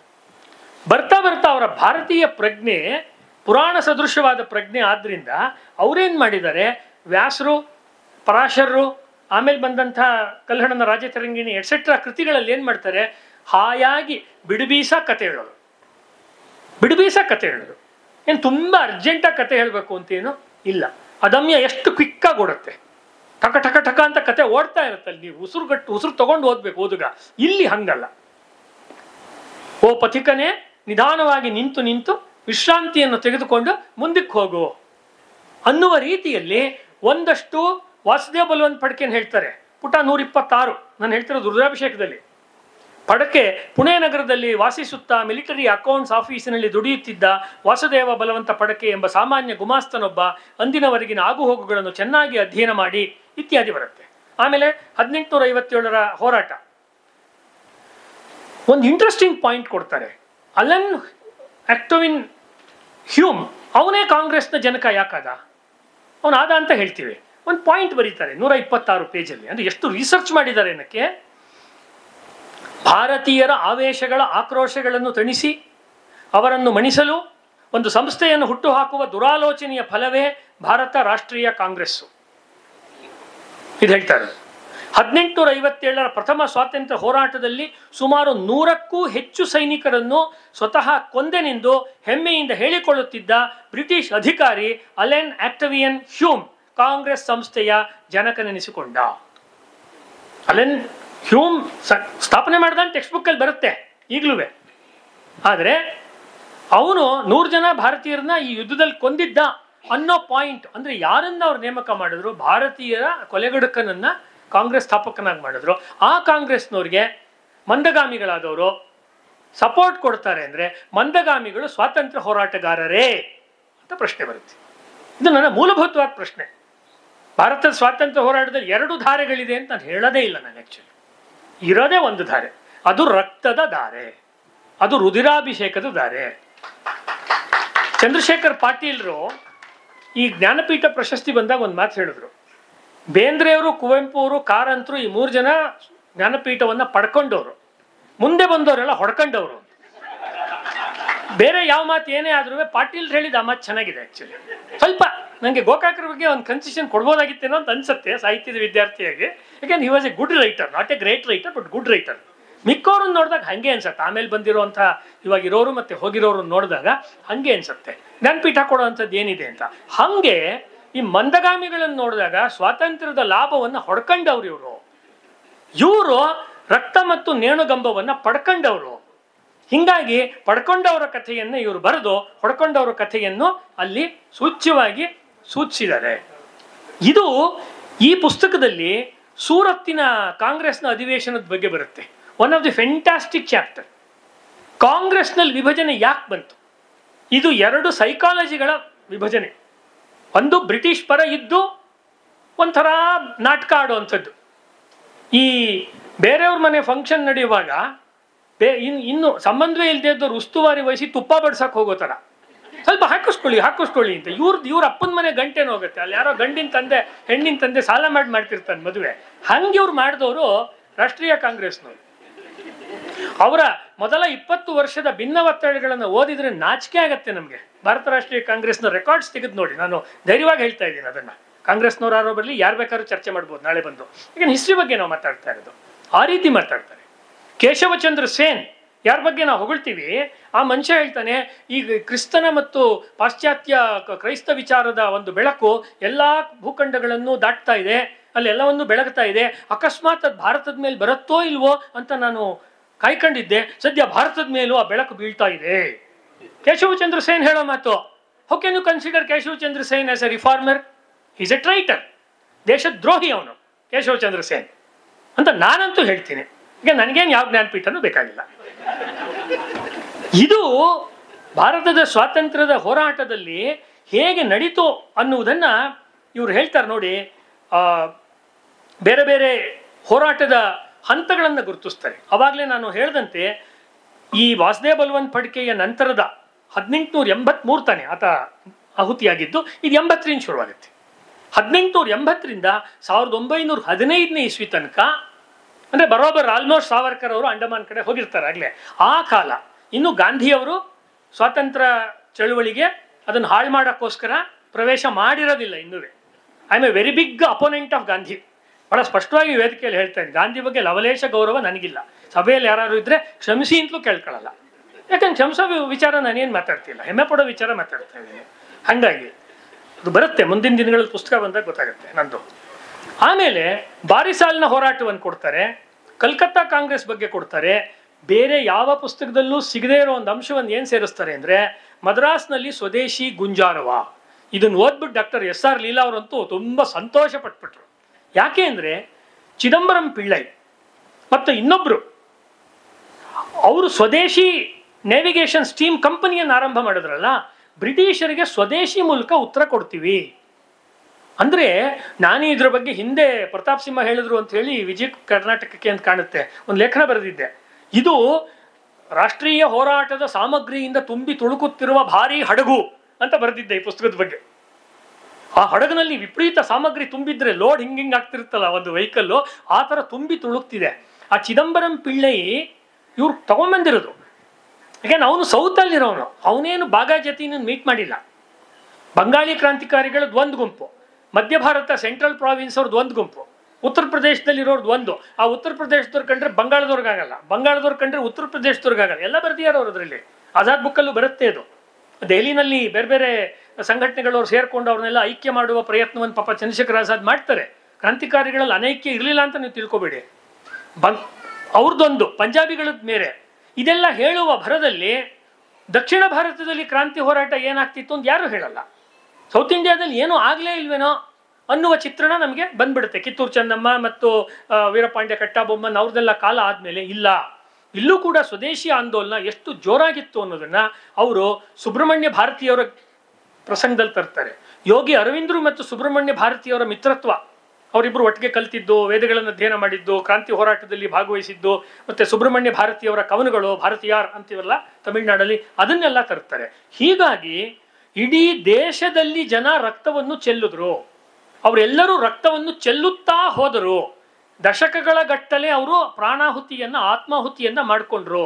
ಚಿಕ್ಕವರು ದೊಡ್ಡವರು ಅನ್ನುವ ಭೇದವಿಲ್ಲದೆ, ಹೆಣ್ಮಕ್ಳು ಗಂಡ್ಮಕ್ಳು ಅನ್ನುವ ಭೇದವಿಲ್ಲದೆ, ಜಾತಿ ಪಂಥದ ಭೇದವಿಲ್ಲದೆ ಅನ್ನುವುದನ್ನ ಅವರು ಇಡೀ ಪುಸ್ತಕದಲ್ಲಿ ತಂದಿದ್ದಾರೆ. ಇದು ಇಂಗ್ಲಿಷ್ನಲ್ಲಿ ಒಂದು ಮತ್ತೆ ವಿವೇಕಾನಂದರನ್ನು ತರ್ತಾರೆ. ಇದೆಲ್ಲಕ್ಕೂ ಸ್ಫೂರ್ತಿ ವಿವೇಕಾನಂದರು. ಇವನಿಗೆ ಈ ಬಾಗ ಜತಿನ್ಗೆ ಸ್ಫೂರ್ತಿ ವಿವೇಕಾನಂದರು. ಮತ್ತು ವಿವೇಕಾನಂದರನ್ನು ನಾನು ಕಂಡಿದ್ದ, ಅದಾದ್ಮೇಲೆ ಉಳಿದಿದ್ದು ಬದುಕಿ ಉಳಿದಿದ್ದು ಸಿಸ್ಟರ್ ನಿವೇದಿತಾ. ಸಿಸ್ಟರ್ ನಿವೇದಿತಾಯಿಂದ, ಅವನು ಸಹೋದರಿ ನಿವೇದಿತಾಯಿಂದ ಈ ಕ್ರಾಂತಿಯ ಒಂದು ಸಂದೇಶವನ್ನ ಅಥವಾ ಒಂದು ಆದೇಶವನ್ನ ಅವನು ಪಡಿತಾನೆ. ಪುಲಿನ್ ಬಿಹಾರಿಯಿಂದ ಪಡಿತಾನೆ. ಅದನ್ನ ತುಂಬಾ ಕಣ್ಣಿಗೆ ಕಟ್ಟುವಂತೆ ಅವರು ವರ್ಣಿಸಿದ್ದಾರೆ. ಈ ಎಲ್ಲ ಹೋರಾಟಗಳನ್ನು ಅವರು ಅವರ ಪುಸ್ತಕದಲ್ಲಿ ತರ್ತಾರೆ. ಮತ್ತು ರುಧಿರಾಭಿಷೇಕ ಅನ್ನೋ ಪದ ಆ ಸಿಸ್ಟರ್ ನಿವೇದಿತಾ ಅವರ ಒಂದು ಉಪದೇಶದಲ್ಲಿ ಅವನಿಗೆ ಸಿಗತ್ತೆ. ಮತ್ತೆ ಮತ್ತೆ ರಿಪೀಟ್ ಆಗುವಂಥ ಮಾತೇನು ಅಂತ ಹೇಳಿದ್ರೆ ಆ ರಕ್ತದ ಮಾತು. ಮತ್ತು ಆವಾಗಲೇ ಹೇಳಿದಂತೆ ಅರವಿಂದರ ಬಗ್ಗೆ ಅವರು ಹೇಳ್ತಾರೆ. ಈ ಪುಸ್ತಕವನ್ನು ಅವರು 5 ಭಾಗ ಮಾಡ್ಕೊಂಡಿದ್ದಾರೆ. ಉಗಮ, ಉದ್ದೀಪನ, ಉದ್ಘೋಷ, ಉತ್ಕ್ರಾಂತಿ, ಉತ್ಸರ್ಗ ಎಲ್ಲ ಇದರಲ್ಲೂ ಕೂಡ ಅದೇ ರೀತಿ ಇದೆ. ಅದಮ್ಯದಲ್ಲೂ ಕೂಡ ಅದೇ ರೀತಿ ಇದೆ. ಆ ರೀತಿ 5 ಭಾಗಗಳಲ್ಲಿ ಇದಿದೆ. ಪಂಚಖಂಡಗಳು, 5 ಖಂಡಗಳಲ್ಲಿ ಪಂಜಾಬಿನಲ್ಲಾಗೋದು, ಉತ್ತರ ಪ್ರದೇಶದಲ್ಲಾಗೋದು, ಬಂಗಾಳದಲ್ಲಾಗೋದು, ದಕ್ಷಿಣ ಭಾರತದಲ್ಲಾಗೋದು, ಜತೀನನ ಜೀವನವನ್ನೇ ಇಟ್ಕೊಂಡು ಅವನ ಸಹಕಾರಿಗಳು ಮಾಡುವಂಥ ಹೋರಾಟ ಏನಿದೆ ಅದನ್ನು ನೋಡ್ತಾರೆ. ಯಾಕೆ ಇವರು ಈ ಸಬ್ಜೆಕ್ಟನ್ನು ಪಿಕ್ ಮಾಡಿದ್ದಾರೆ ಅಂದರೆ, ಭಾರತದ ಕ್ರಾಂತಿಯ ಹೋರಾಟದಲ್ಲಿ ಬಂಗಾಳ ವಿವೇಕಾನಂದರು ಮತ್ತು ಅರವಿಂದರ ನಂತರ ಸೃಷ್ಟಿ ಮಾಡಿದ ಅತಿ ದೊಡ್ಡ ಕ್ರಾಂತಿಯ ಚೈತನ್ಯ ಅಂದರೆ ಈ ಬಾಗ ಜತಿನ್ ಅನ್ನೋದು ದಕ್ಷಿಣ ಭಾರತದವ್ರಿಗೆ ಗೊತ್ತಿಲ್ಲ, ಕನ್ನಡದ ಓದುಗರಿಗೆ ಗೊತ್ತಿಲ್ಲ. ಭಗತ್ ಸಿಂಗು, ಚಂದ್ರಶೇಖರ್ ಆಜಾದ್ ಬಗ್ಗೆ ಅಲ್ಲಿ ಇಲ್ಲಿ ಒಂದಷ್ಟು ಬರುತ್ತೆ. ಇದಕ್ಕೆ ಯಾಕೆ ನಮಗೆ ಬಾಗ ಜತಿನ್ ಮತ್ತು ಬೇರೆ ಬಂಗಾಳಿ ಕ್ರಾಂತಿಕಾರಿಗಳು ಈಗ ಗೊತ್ತಿಲ್ಲ ಅಂದರೆ, ಸ್ವಾತಂತ್ರ್ಯ ಬಂದ ಮೇಲೆ ಅಲ್ಲಿ ಆಳಿದಂತಹ ಕಾಂಗ್ರೆಸ್ನ ಆಡಳಿತ, ಆಮೇಲೆ ಬಂದಂಥ ಜ್ಯೋತಿ ಬಸು ಇತ್ಯಾದಿ ಕಮ್ಯುನಿಸ್ಟ್ ಆಡಳಿತ, ಇವಾಗಿರುವಂಥ ಮಮತಾ ಬ್ಯಾನರ್ಜಿ ಆಡಳಿತ, ಇದು ಯಾವುದುವೇ ಬಂಗಾಳ ಕ್ರಾಂತಿಕಾರಿಗಳ ಭೂಮಿ ಅನ್ನುವ ಐಡಿಯಾನ ಸ್ವಾತಂತ್ರ್ಯೋತ್ತರ ಕಾಲದ ಓದುಗರಿಗೆ, ವಿದ್ಯಾರ್ಥಿಗಳಿಗೆ ಕೊಡಲೇ ಇಲ್ಲ. ಆ ಕೊರತೆಯನ್ನ ಇವರು ಮಾಡಿದ್ರು. ಅಂದರೆ ಬಂಗಾಳಿನಲ್ಲಿ ಸ್ವಾತಂತ್ರ್ಯ ಹೋರಾಟಕ್ಕೆ ಸಂಬಂಧಪಟ್ಟಂತೆ ಬೇರೆ ಬೇರೆ ಕಾದಂಬರಿಗಳು ಬಂದಿವೆ. ಅದಕ್ಕಿಂತಲೂ ಸಶಕ್ತವಾಗಿ ಬಂಗಾಳಿಗೆ ಈ ಪುಸ್ತಕ ಅನುವಾದ ಆದರೆ ಬಂಗಾಳಿಗಳು ಖುಷಿ ಪಡ್ತಾರೆ. ಅಷ್ಟು ಅಥೆಂಟಿಕ್ ಆಗಿ ರುದ್ರಾಭಿಷೇಕ ಬಂದಿದೆ. ಇದು ಇಂಗ್ಲೀಷಿಗಾಗತ್ತೆ, ಹಿಂದಿಗಾಗತ್ತೆ. ಬಂಗಾಳಿಗಾದರೆ ಇವ್ರು ಯಾರೋ ಬಂಗಾಳಿ ಸಮಾಜವನ್ನೇ ಚೆನ್ನಾಗಿ ಅರ್ಥ ಮಾಡ್ಕೊಂಡು ಬರೆದಿರೋರು ಅನ್ನುವಂಥ ರೀತಿಯಲ್ಲಿ, ಜನಗಳಿಗೆ ಹೊಳೆಯುವ ರೀತಿಯಲ್ಲಿ ಅವರು ಈ ಪುಸ್ತಕವನ್ನು ಬರೆದಿದ್ದಾರೆ. ಮತ್ತು ಇಲ್ಲಿ ಅವಾಗಲೇ ಹೇಳಿದಂತೆ ಬಾಗ ಜತಿನ್ ಅನ್ನುವ ವ್ಯಕ್ತಿ ಮತ್ತು ಅವನ ತಂಡ ಅದು ನಿರ್ಮಾಣ ಆಗೋದಕ್ಕೆ ಬೇಕಾದಂತಹ ಕಾಲ ಏನೋ, ದೇಶ ಏನೋ, ಪರಿಸ್ಥಿತಿ ಏನೋ, ಅವನನ್ನು ಪ್ರಭಾವಿಸಿದಂಥ ದೊಡ್ಡ ದೊಡ್ಡ ವ್ಯಕ್ತಿಗಳು ಯಾರೋ, ಅದು ವಿವೇಕಾನಂದರಿರ್ಬೋದು, ಸಿಸ್ಟರ್ ನಿವೇದಿತಾ, ಅರವಿಂದರು, ಎಲ್ಲರ ಬೇರೆ ಬೇರೆ ಯೋಗಿಗಳು, ಅವನ ಆಧ್ಯಾತ್ಮಿಕ ಗುರುಗಳು, ಎಲ್ಲರ ಉಲ್ಲೇಖವನ್ನು ಈ ಪುಸ್ತಕದಲ್ಲಿ ಅವರು ತರ್ತಾರೆ. ಮತ್ತು ಶಿವಾಜಿಯ ಉಲ್ಲೇಖವನ್ನು ಕೂಡ ತರ್ತಾರೆ. ಉದಾಹರಣೆಗೆ ದೇವಸ್ಕರ್ ಅನ್ನೋಂಥ ಹುಡುಗ ಸ್ವಾಮಿ ವಿವೇಕಾನಂದರನ್ನು ಭೇಟಿ ಮಾಡೋಕ್ಕೆ ಪದೇ ಪದೇ ಬೇಲೂರು ಮಠಕ್ಕೆ ಹೋಗ್ತಾ ಇದ್ದಂತೆ. ಬೇಲೂರು ಅಂದರೆ ಕಲ್ಕತ್ತಾ ಹತ್ರ ಬೇಲೂರು. ಅವನಿಗೆ ವಿವೇಕಾನಂದರು ಒಂದ್ಸತಿ ಹೇಳಿದರು ಅಂತ ಇವ್ರು ಕೋಟ್ ಮಾಡ್ತಾ ಇದ್ದಾರೆ. ಭಾರತವೀಗ ಸಿಡಿಮದ್ದಿನ ಬೃಹತ್ ಗುಡಾಣವಾಗುವುದನ್ನು ನಾನು ಕಾಣಬಯಸುತ್ತೇನೆ ಅಂತ. ಆಮೇಲೆ ಅದನ್ನು ಹೇಳಬೇಕಾದ್ರೆ ಅವರು ವಿದೇಶಗಳಿಂದ ಬಂದಿರುವ ಕ್ರಾಂತಿಕಾರಿಗಳ ಸಾಹಿತ್ಯವನ್ನು ಇವರೆಲ್ಲ ಓದ್ತಾ ಇದ್ರು. ಆವಾಗ ಅವರು ವಿಲಿಯಂ ಡಿಗ್ಬಿಯ ಪ್ರಾಸ್ಪರಸ್ ಬ್ರಿಟಿಷ್ ಇಂಡಿಯಾ ಪುಸ್ತಕವನ್ನು ಇಟ್ಕೊಂಡು ಬರೆದಿರುವಂಥ ಒಂದು ಪುಸ್ತಕ ದೇಶೇರ್ ಕಥಾ ಅನ್ನುವ ಬ್ರಿಟಿಷ್ ಪುಸ್ತಕ, ಒಂದು ಬಂಗಾಳಿ ಪುಸ್ತಕ ಇದೆಯಲ್ಲ, ಅದು ಯುವಕರಿಗೆ ಒಂದು ಅರ್ಥಶಾಸ್ತ್ರದ ಪಠ್ಯಪುಸ್ತಕವಾಯಿತು. ಬ್ರಿಟಿಷರು ಆರ್ಥಿಕವಾಗಿ ಭಾರತವನ್ನು ಲೂಟಿ ಹೊಡೆಯುತ್ತಿದ್ದ ಪರಿಯನ್ನು ಮನಮುಟ್ಟುವಂತೆ, ಆವೇಶ ಹುಟ್ಟುವಂತೆ ವಿವರಣೆ ಮಾಡ್ತಾ ಇದ್ದಿದ್ದು ದೇವಸ್ಕರನ ಒಂದು ವಿಶೇಷತೆ ಆಗಿತ್ತು. ಅದಕ್ಕೆ ಅವಾಗ ಹೇಳಿದ್ದು ಇದು ಒಂದು ದೊಡ್ಡ ಕಾದಂಬರಿಗಳಿರುತ್ತಲ್ಲ, ಅಂದರೆ ಎಪಿಕ್ ನಾವೆಲ್ಸ್ ಅಂತ ಕರೀತಾರೆ ಇಂಗ್ಲೀಷ್ನಲ್ಲಿ, ಅದಕ್ಕೆ ಎಪಿಕ್ ನಾವೆಲ್ಸ್ ಅಂತ ಕರೀತಾರೆ. ಈಗ ಹೋಲಿಕೆಯಲ್ಲಿ ನಾನು ಹೇಳ್ತಾ ಇರೋದು ಗುಣಾತ್ಮಕವಾಗಲ್ಲ, ಹೋಲಿಕೆಯಲ್ಲಿ ಹೇಳ್ತಾ ಇರೋದು. ಈಗ ಟಾಲ್ಸ್ಟಾಯ್ ಅವರ ವಾರ್ ಅಂಡ್ ಪೀಸ್ ಇದೆ. ವಾರ್ ಅಂಡ್ ಪೀಸು 3 ವಾಲ್ಯೂಮ್ ಕಾದಂಬರಿ. ಅನೇಕ ನೆಪೋಲಿಯನ್ ಯುದ್ಧವನ್ನು ಮಾಡಿದ್ಮೇಲೆ ಏನೇನಾಯಿತು ಆ ಪ್ರದೇಶದಲ್ಲಿ ಅಂತ ಡೀಟೇಲ್ ಆಗಿ ಒಂದು ಕುದುರೆ, ಒಂದು ಮನೆ, ಒಂದು ಗುಡಿಸ್ಲಿಂದ ಹಿಡಿದು ಎಲ್ಲವನ್ನೂ ವಿವರಿಸ್ತಾರೆ. ಇಲ್ಲೂ ಕೂಡ ಹಾಗೆ ರಾಜನಿಂದ ಹಿಡಿದು ರಂಕನವರೆಗೆ, ರೈತನಿಂದ ಹಿಡಿದು ಕಾರ್ಮಿಕನವರೆಗೆ ಎಲ್ಲರ ಜೀವನದ ಚಿತ್ರಣವನ್ನು, ಆ 20-30 ವರ್ಷಗಳ 40 ವರ್ಷಗಳ ಚಿತ್ರಣವನ್ನು ಸಮಗ್ರವಾಗಿ ಅವರು ಕಟ್ಟಿಕೊಟ್ಟಿದ್ದಾರೆ. ಸಮಗ್ರ ಅಂತ ಯಾಕೆ ಹೇಳ್ತಾ ಇದ್ದೀನಿ, ರೌಂಡ್ ಕ್ಯಾರೆಕ್ಟರ್ ಅಂತ ಹೇಳಿದ್ರೆ ಆ ಅರ್ಥದಲ್ಲಿ ನಾನು ಹೇಳ್ತಾ ಇದ್ದೀನಿ. ರೌಂಡ್ ಕ್ಯಾರೆಕ್ಟರ್ ಅನ್ನೋ ಅರ್ಥದಲ್ಲಿ ಅವರು ಕೊಡ್ತಾರೆ. ಅಂದರೆ ಜತಿನ್ ಪಾತ್ರವನ್ನು ಕೊಡ್ತಾರೆ, ಅವಾಗ್ಲೇ ತಿಲಕರು ಹೆಂಗೆ ಬೆಳೆದ್ರು ಅಂತ ಕೊಡ್ತಾರೆ. ಕಾಂಗ್ರೆಸ್ನಲ್ಲಿ ಯಾಕೆ 2 ಗುಂಪುಗಳಾಯಿತು, ಅದರ ಹಿನ್ನೆಲೆ ಏನು ಅನ್ನುವುದರ ವಿವರಣೆಗಳು ಅದರಲ್ಲಿ ಆ ಸೂರತ್ತಿನ ಪ್ರಸಂಗದ ಹಿನ್ನೆಲೆಯಲ್ಲಿ ತುಂಬ ಡೀಟೇಲ್ ಆಗಿ ಬರುತ್ತೆ. ಇದು ಈ ಪುಸ್ತಕದ ತುಂಬ ಏನು ಹೇಳ್ತೀರಾ ವಿಶೇಷವಾದ ಮಾತು. ಒಟ್ಟಿನಲ್ಲಿ ವಾಸುದೇವ್ ಬಲವಂತ್ ಫಡ್ಕೆ ಆದಮೇಲೆ ಬಂದಂಥ ಈ ಲಾಲ್ ಬಾಲ್ ಪಾಲ್ ಹೋರಾಟ ಇದೆಯಲ್ಲ, ಅದರ ಒಂದು ಸಾರಾಂಶವನ್ನು ಹಿಂಡಿ ಕೊಟ್ಟಿದ್ದಾರೆ.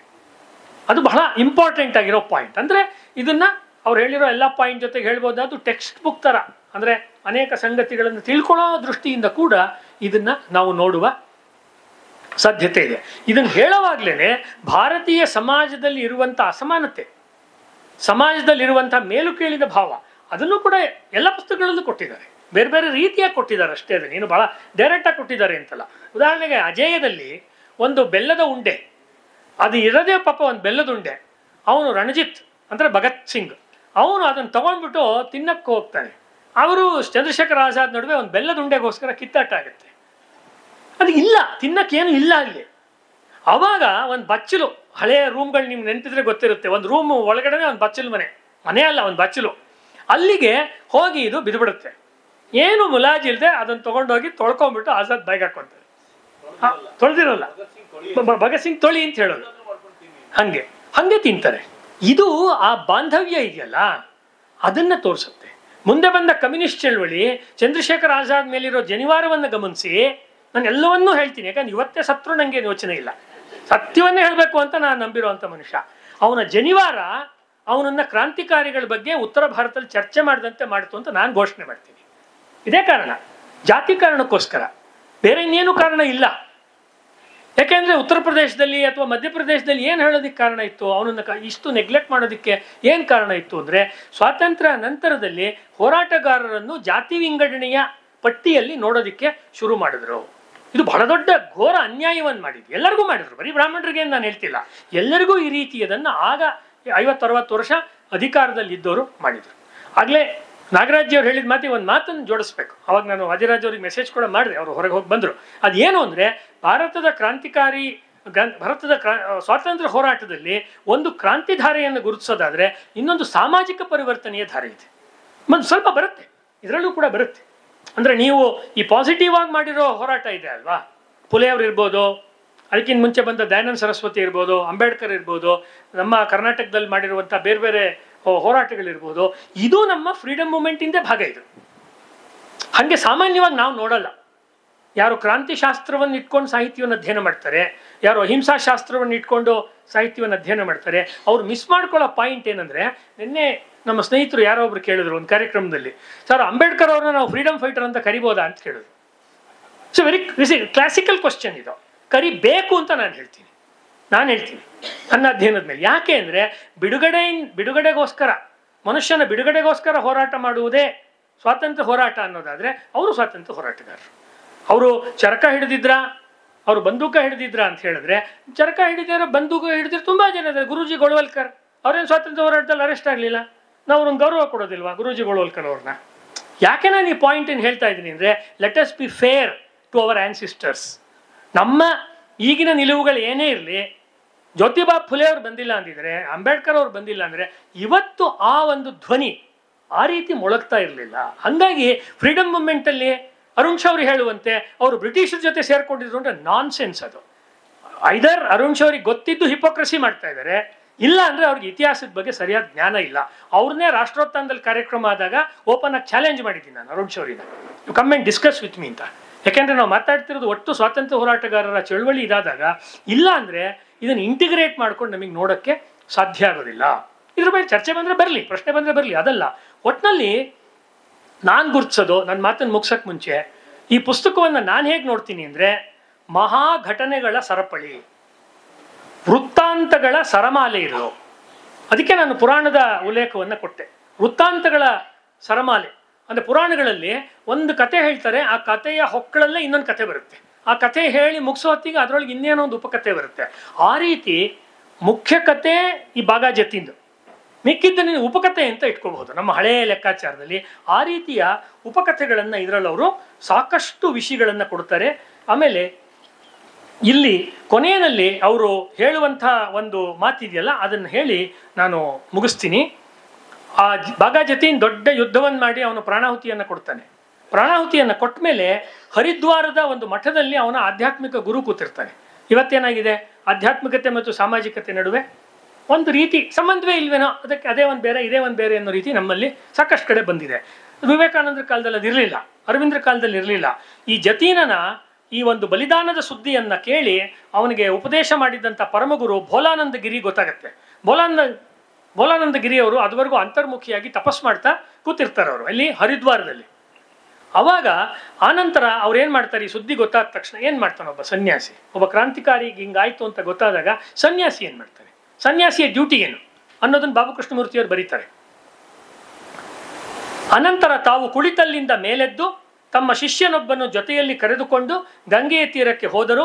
ತಮ್ಮ ಕಾಷಾಯ ವಸ್ತ್ರವನ್ನು ಕಳಚಿ ಕೌಪೀನಧಾರಿಯಾಗಿ ಗಂಗೆಯಲ್ಲಿ 3 ಬಾರಿ ಮುಳುಗು ಹಾಕಿ ಅನಂತರ ಗಂಗಾಜಲವನ್ನು ಬೊಗಸೆಯಲ್ಲಿ ತೆಗೆದುಕೊಂಡು ಶಾಂತಿ ಮಂತ್ರದೊಂದಿಗೆ ಅಗಲಿದ ತಮ್ಮ ಪ್ರಿಯ ಶಿಷ್ಯನಿಗೆ ತರ್ಪಣ ನೀಡಿದರು. ಸನ್ಯಾಸಿಗಳು ತರ್ಪಣ ನೀಡ್ತಾರ? ಸನ್ಯಾಸಿಗಳು ತರ್ಪಣ ನೀಡ್ತಿದ್ದಾರೆ. ಆಶ್ರಮಾತೀತ, ಇವರನ್ನ ರಮಣ ಮಹರ್ಷಿಗಳು ಅತ್ಯಾಶ್ರಮಿಗಳು ಅಂತ ಕರೀತಾರೆ. ಅವಧೂತರಿಗೆ ನಮ್ಮಲ್ಲಿರೋ ಮಾತು ಅತ್ಯಾಶ್ರಮಿಗಳು ಅಂತ. ನಾನು ಹೇಳೋದು ಈ ಪಡ್ಕೆ, ಈ ಆಜಾದು, ಇವರೆಲ್ಲ ಈ ವರ್ಣಾಶ್ರಮವನ್ನು ದಾಟಿದ ಅತ್ಯಾಶ್ರಮಿಗಳು ಇವರು. ಆ್ಯಕ್ಚುಲಿ ಆಶ್ರಮಾತೀತರು ಇವರು. ಆ್ಯಕ್ಚುಲಿ ಯಾವುದೋ ಒಂದು ಹಸಿಯೋ ಬಿಸಿಯೋ ತಿಂದ್ಕೊಂಡು ಒಟ್ಟಿನಲ್ಲಿ ಬ್ರಿಟಿಷರನ್ನು ಉಡಾಯಿಸ್ಬೇಕು, ಇದು ಇವರ ಉದ್ದೇಶ ಆಗಿತ್ತು. ನಾವು ಸಾಯಬೇಕು, ದೇಶವನ್ನು ಬಿಡುಗಡೆ ಮಾಡಬೇಕು. ಮತ್ತೆ ಮತ್ತೆ ಅವ್ರು ಹೇಳುವಂಥ ಮಾತು. ತಾವೇ ತಮ್ಮ ಕೈಯಾರ ಅವನಿಗೆ ದೀಕ್ಷೆ ನೀಡಿದ್ದರು, ಕೊರಳಿಗೆ ರುದ್ರಾಕ್ಷಿ ಮಾಲೆ ಹಾಕಿದ್ದರು.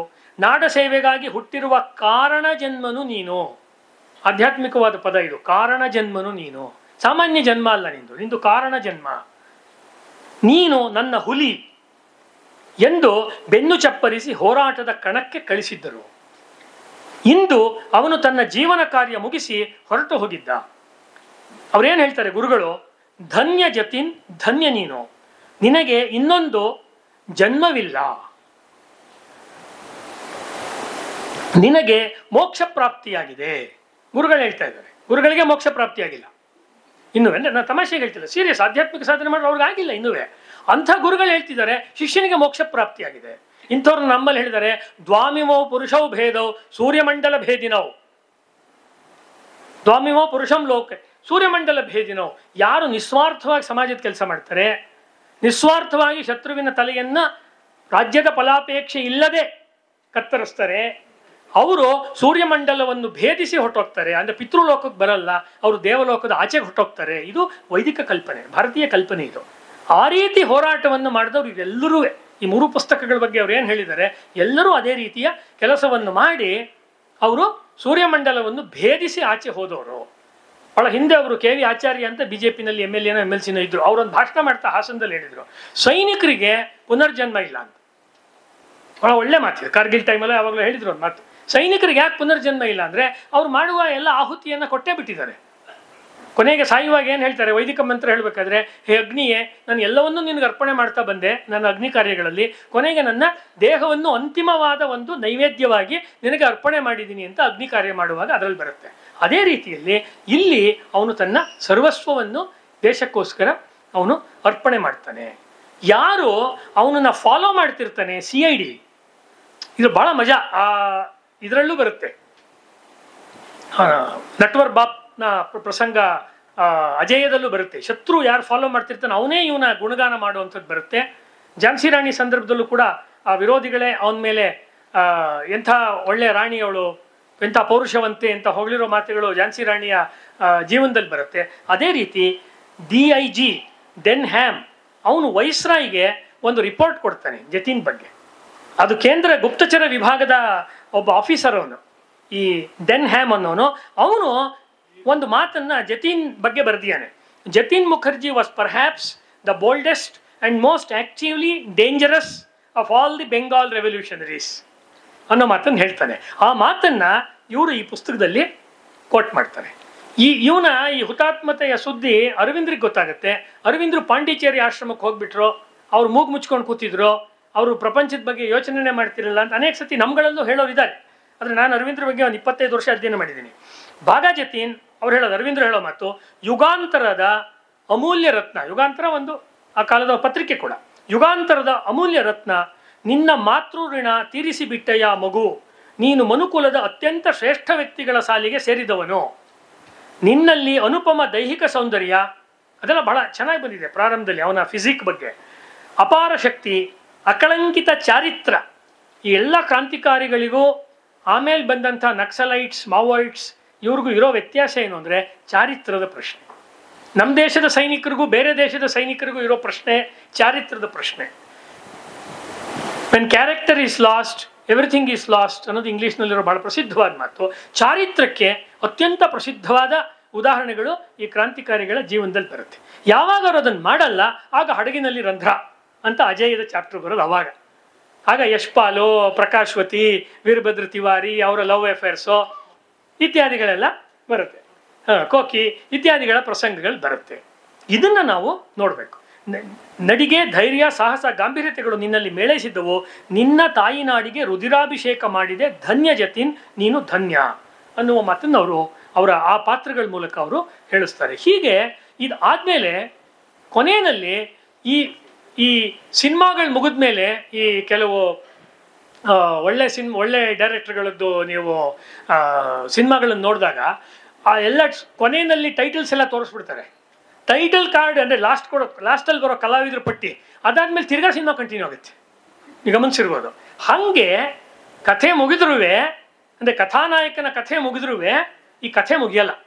ಯಾಕೆಂದರೆ ಸ್ವಾತಂತ್ರ್ಯ ಹೋರಾಟದ ಕಥೆ ಇದು ಎಂದೆಂದೂ ಮುಗಿಯದ ಕಥೆ ಅನ್ನುವ ಧ್ವನಿಯನ್ನು ಕೊಡಬೇಕು ಅಂತ ಇವನ ರಕ್ತ ಚೆಲ್ಲಿ ಇವನ ಜೊತೆ ಇರುವಂಥವರೆಲ್ಲ ಹುಚ್ಚಿಡ್ದು ಅವರು ನೆನಪಯ್ಯ ಕಳ್ಕೊಂಡು ತೀರ್ಕೊಂಡ್ರು ಅಂಡಮಾನ್ನಲ್ಲಿ ಅಥವಾ ಇನ್ನೊಂದು ಊರಲ್ಲಿ ಅಂತೆಲ್ಲ ಬರೆದ್ಮೇಲೆ ಕೂಡ ಆಮೇಲೆ ಈ ಹೋರಾಟವನ್ನು ಯಾರ್ಯಾರು ಮುಂದುವರಿಸಿದ್ರು ಅನ್ನೋದನ್ನು ಕೊಡ್ತಾರೆ. ರಾಸ್ ಬಿಹಾರಿ ಬೋಸು, ಸುಭಾಷ್ ಚಂದ್ರ ಬೋಸ್, ಅದನ್ನೆಲ್ಲ ಅವರು ಕೊಡ್ತಾರೆ.